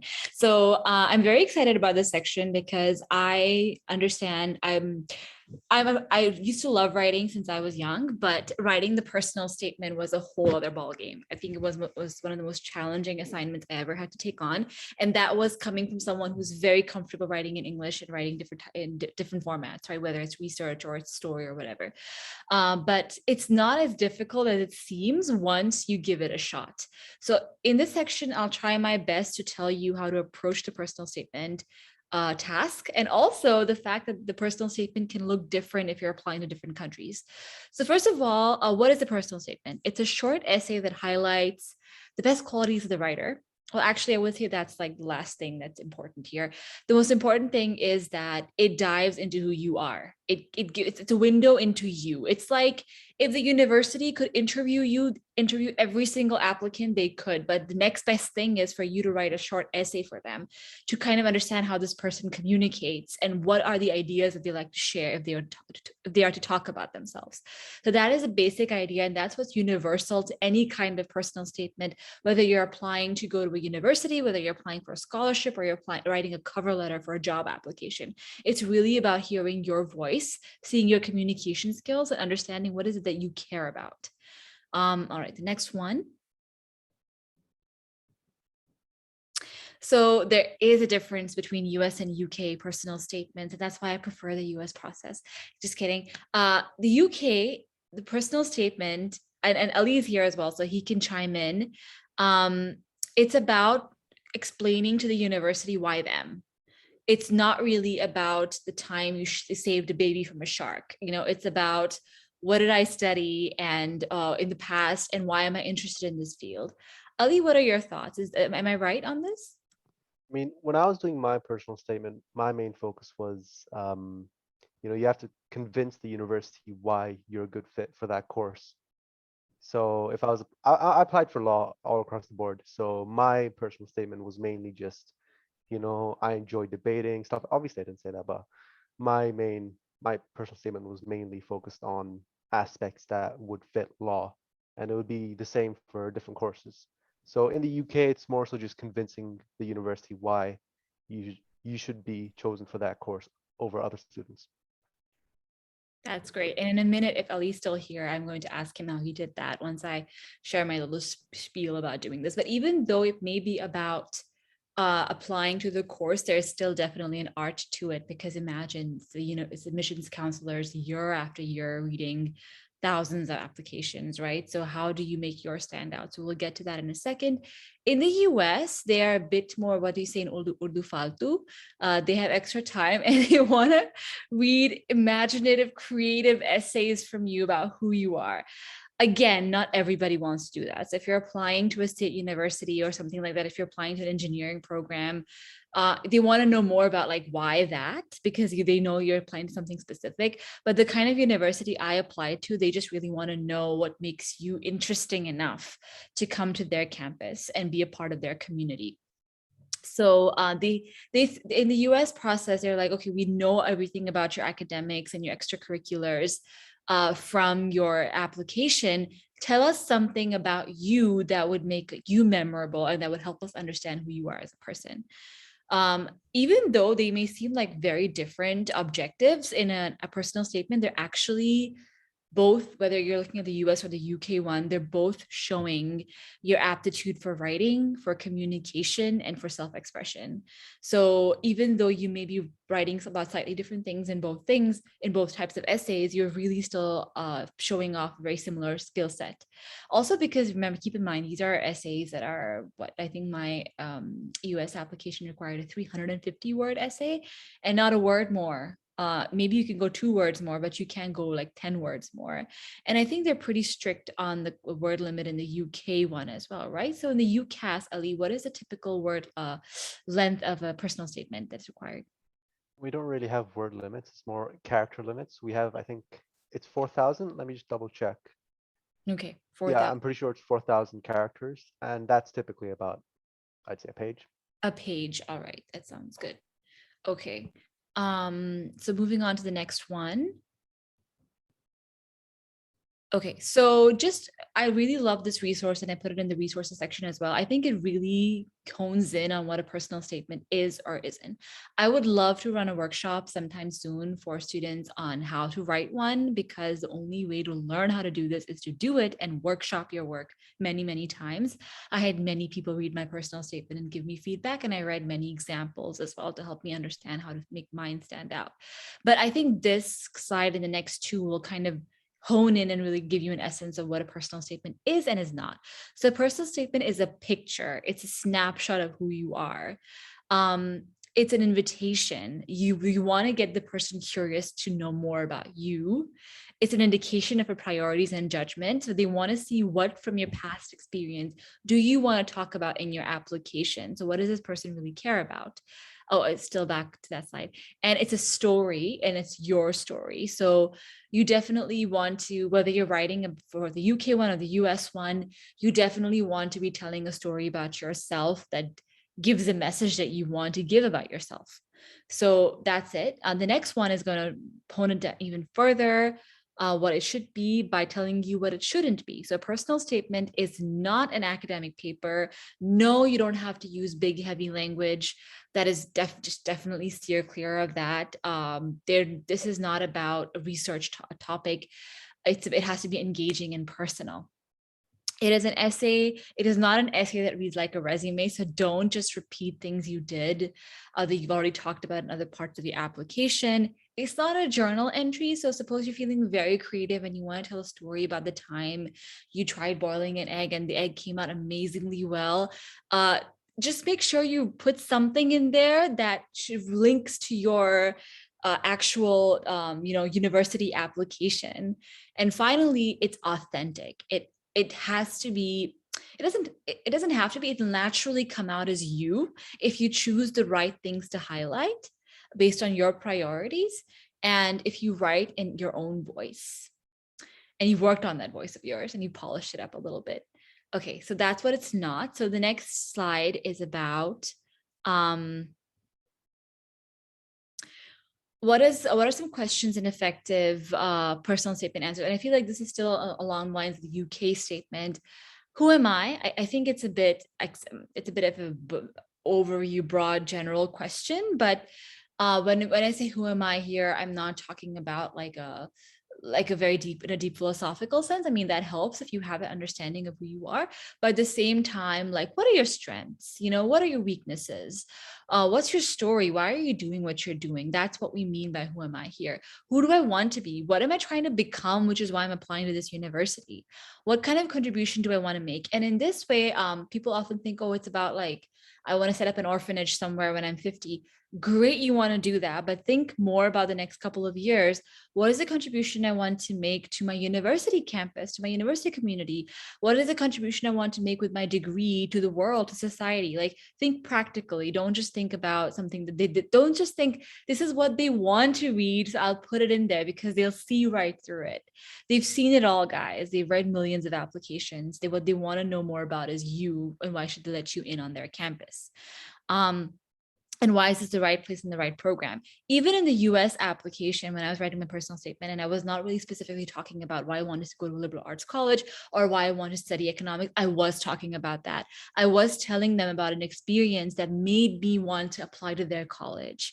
So, you have to kind of still narrow in and why them and why you with them, Okay, next one.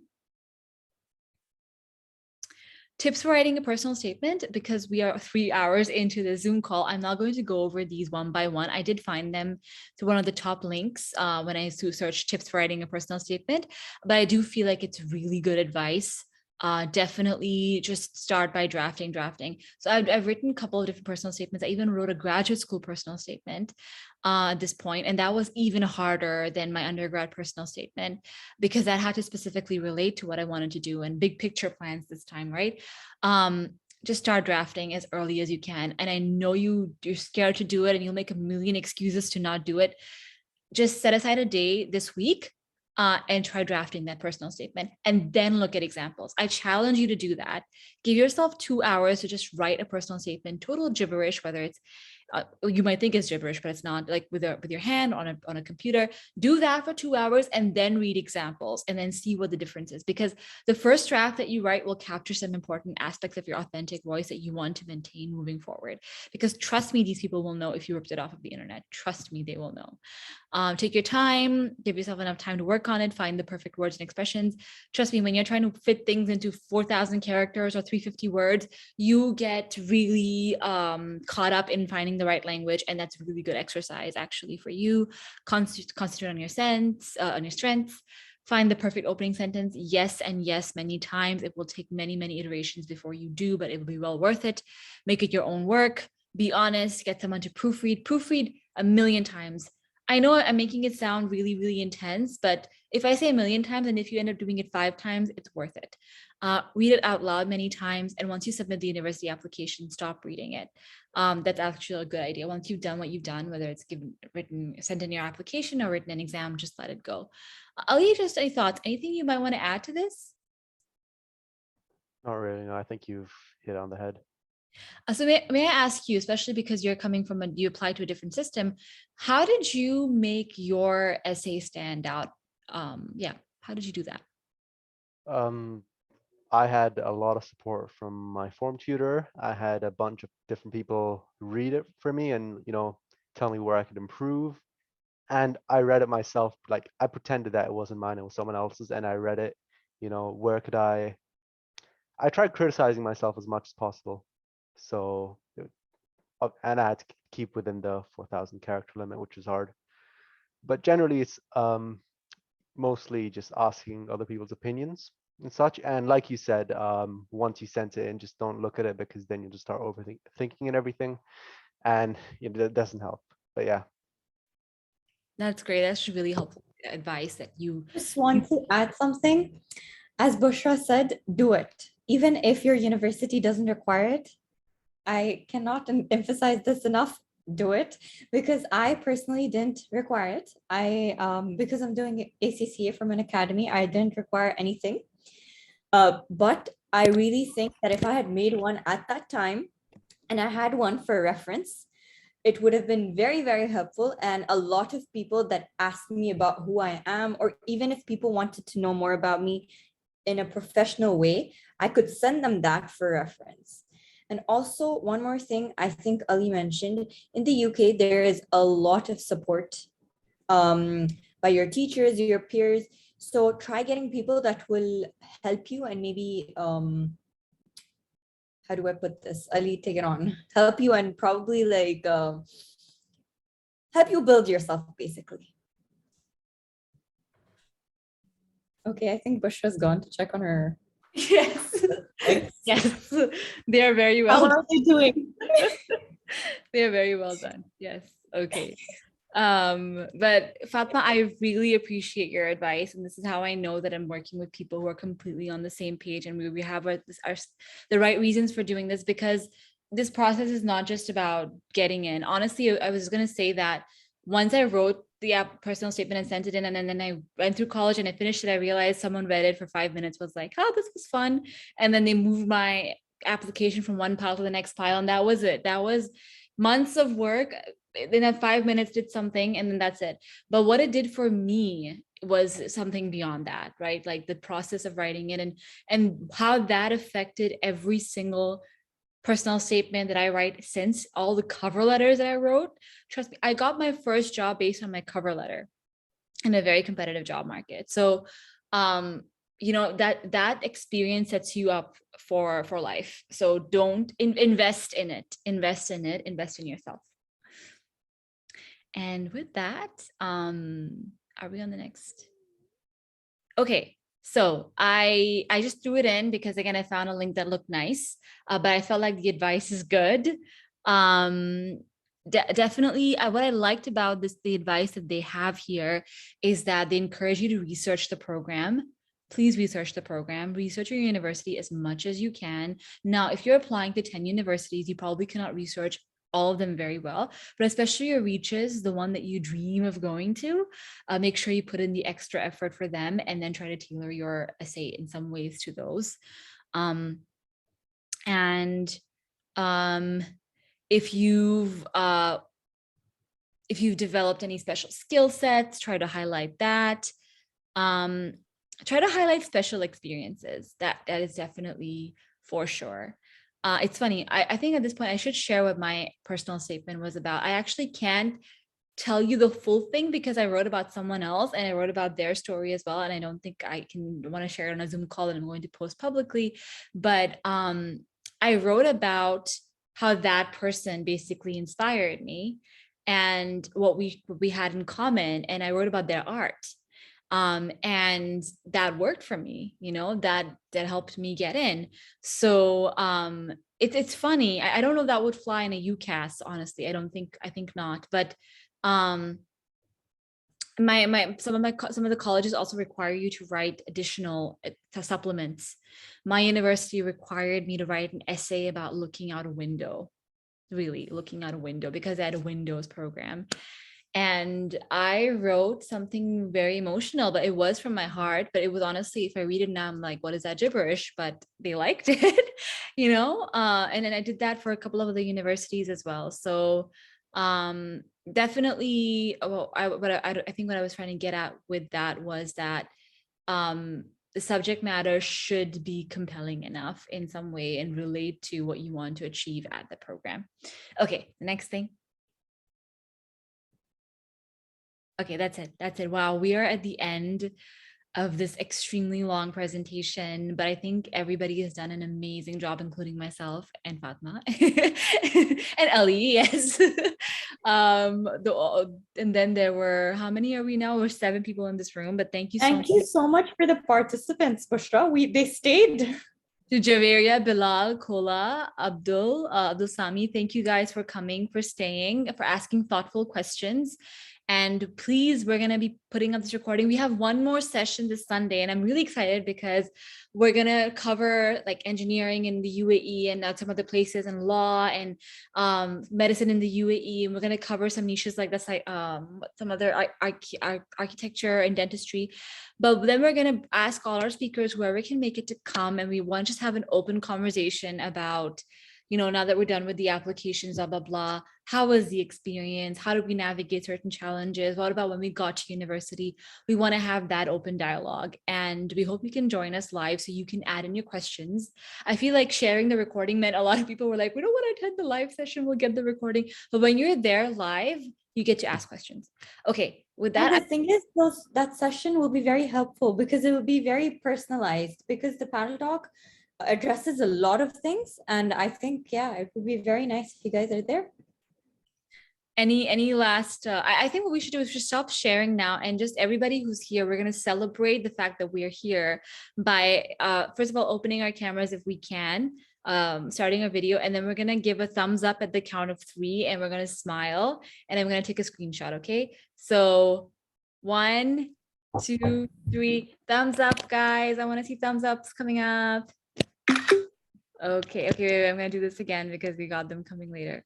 Okay, great. Good job, all of you. Great sport.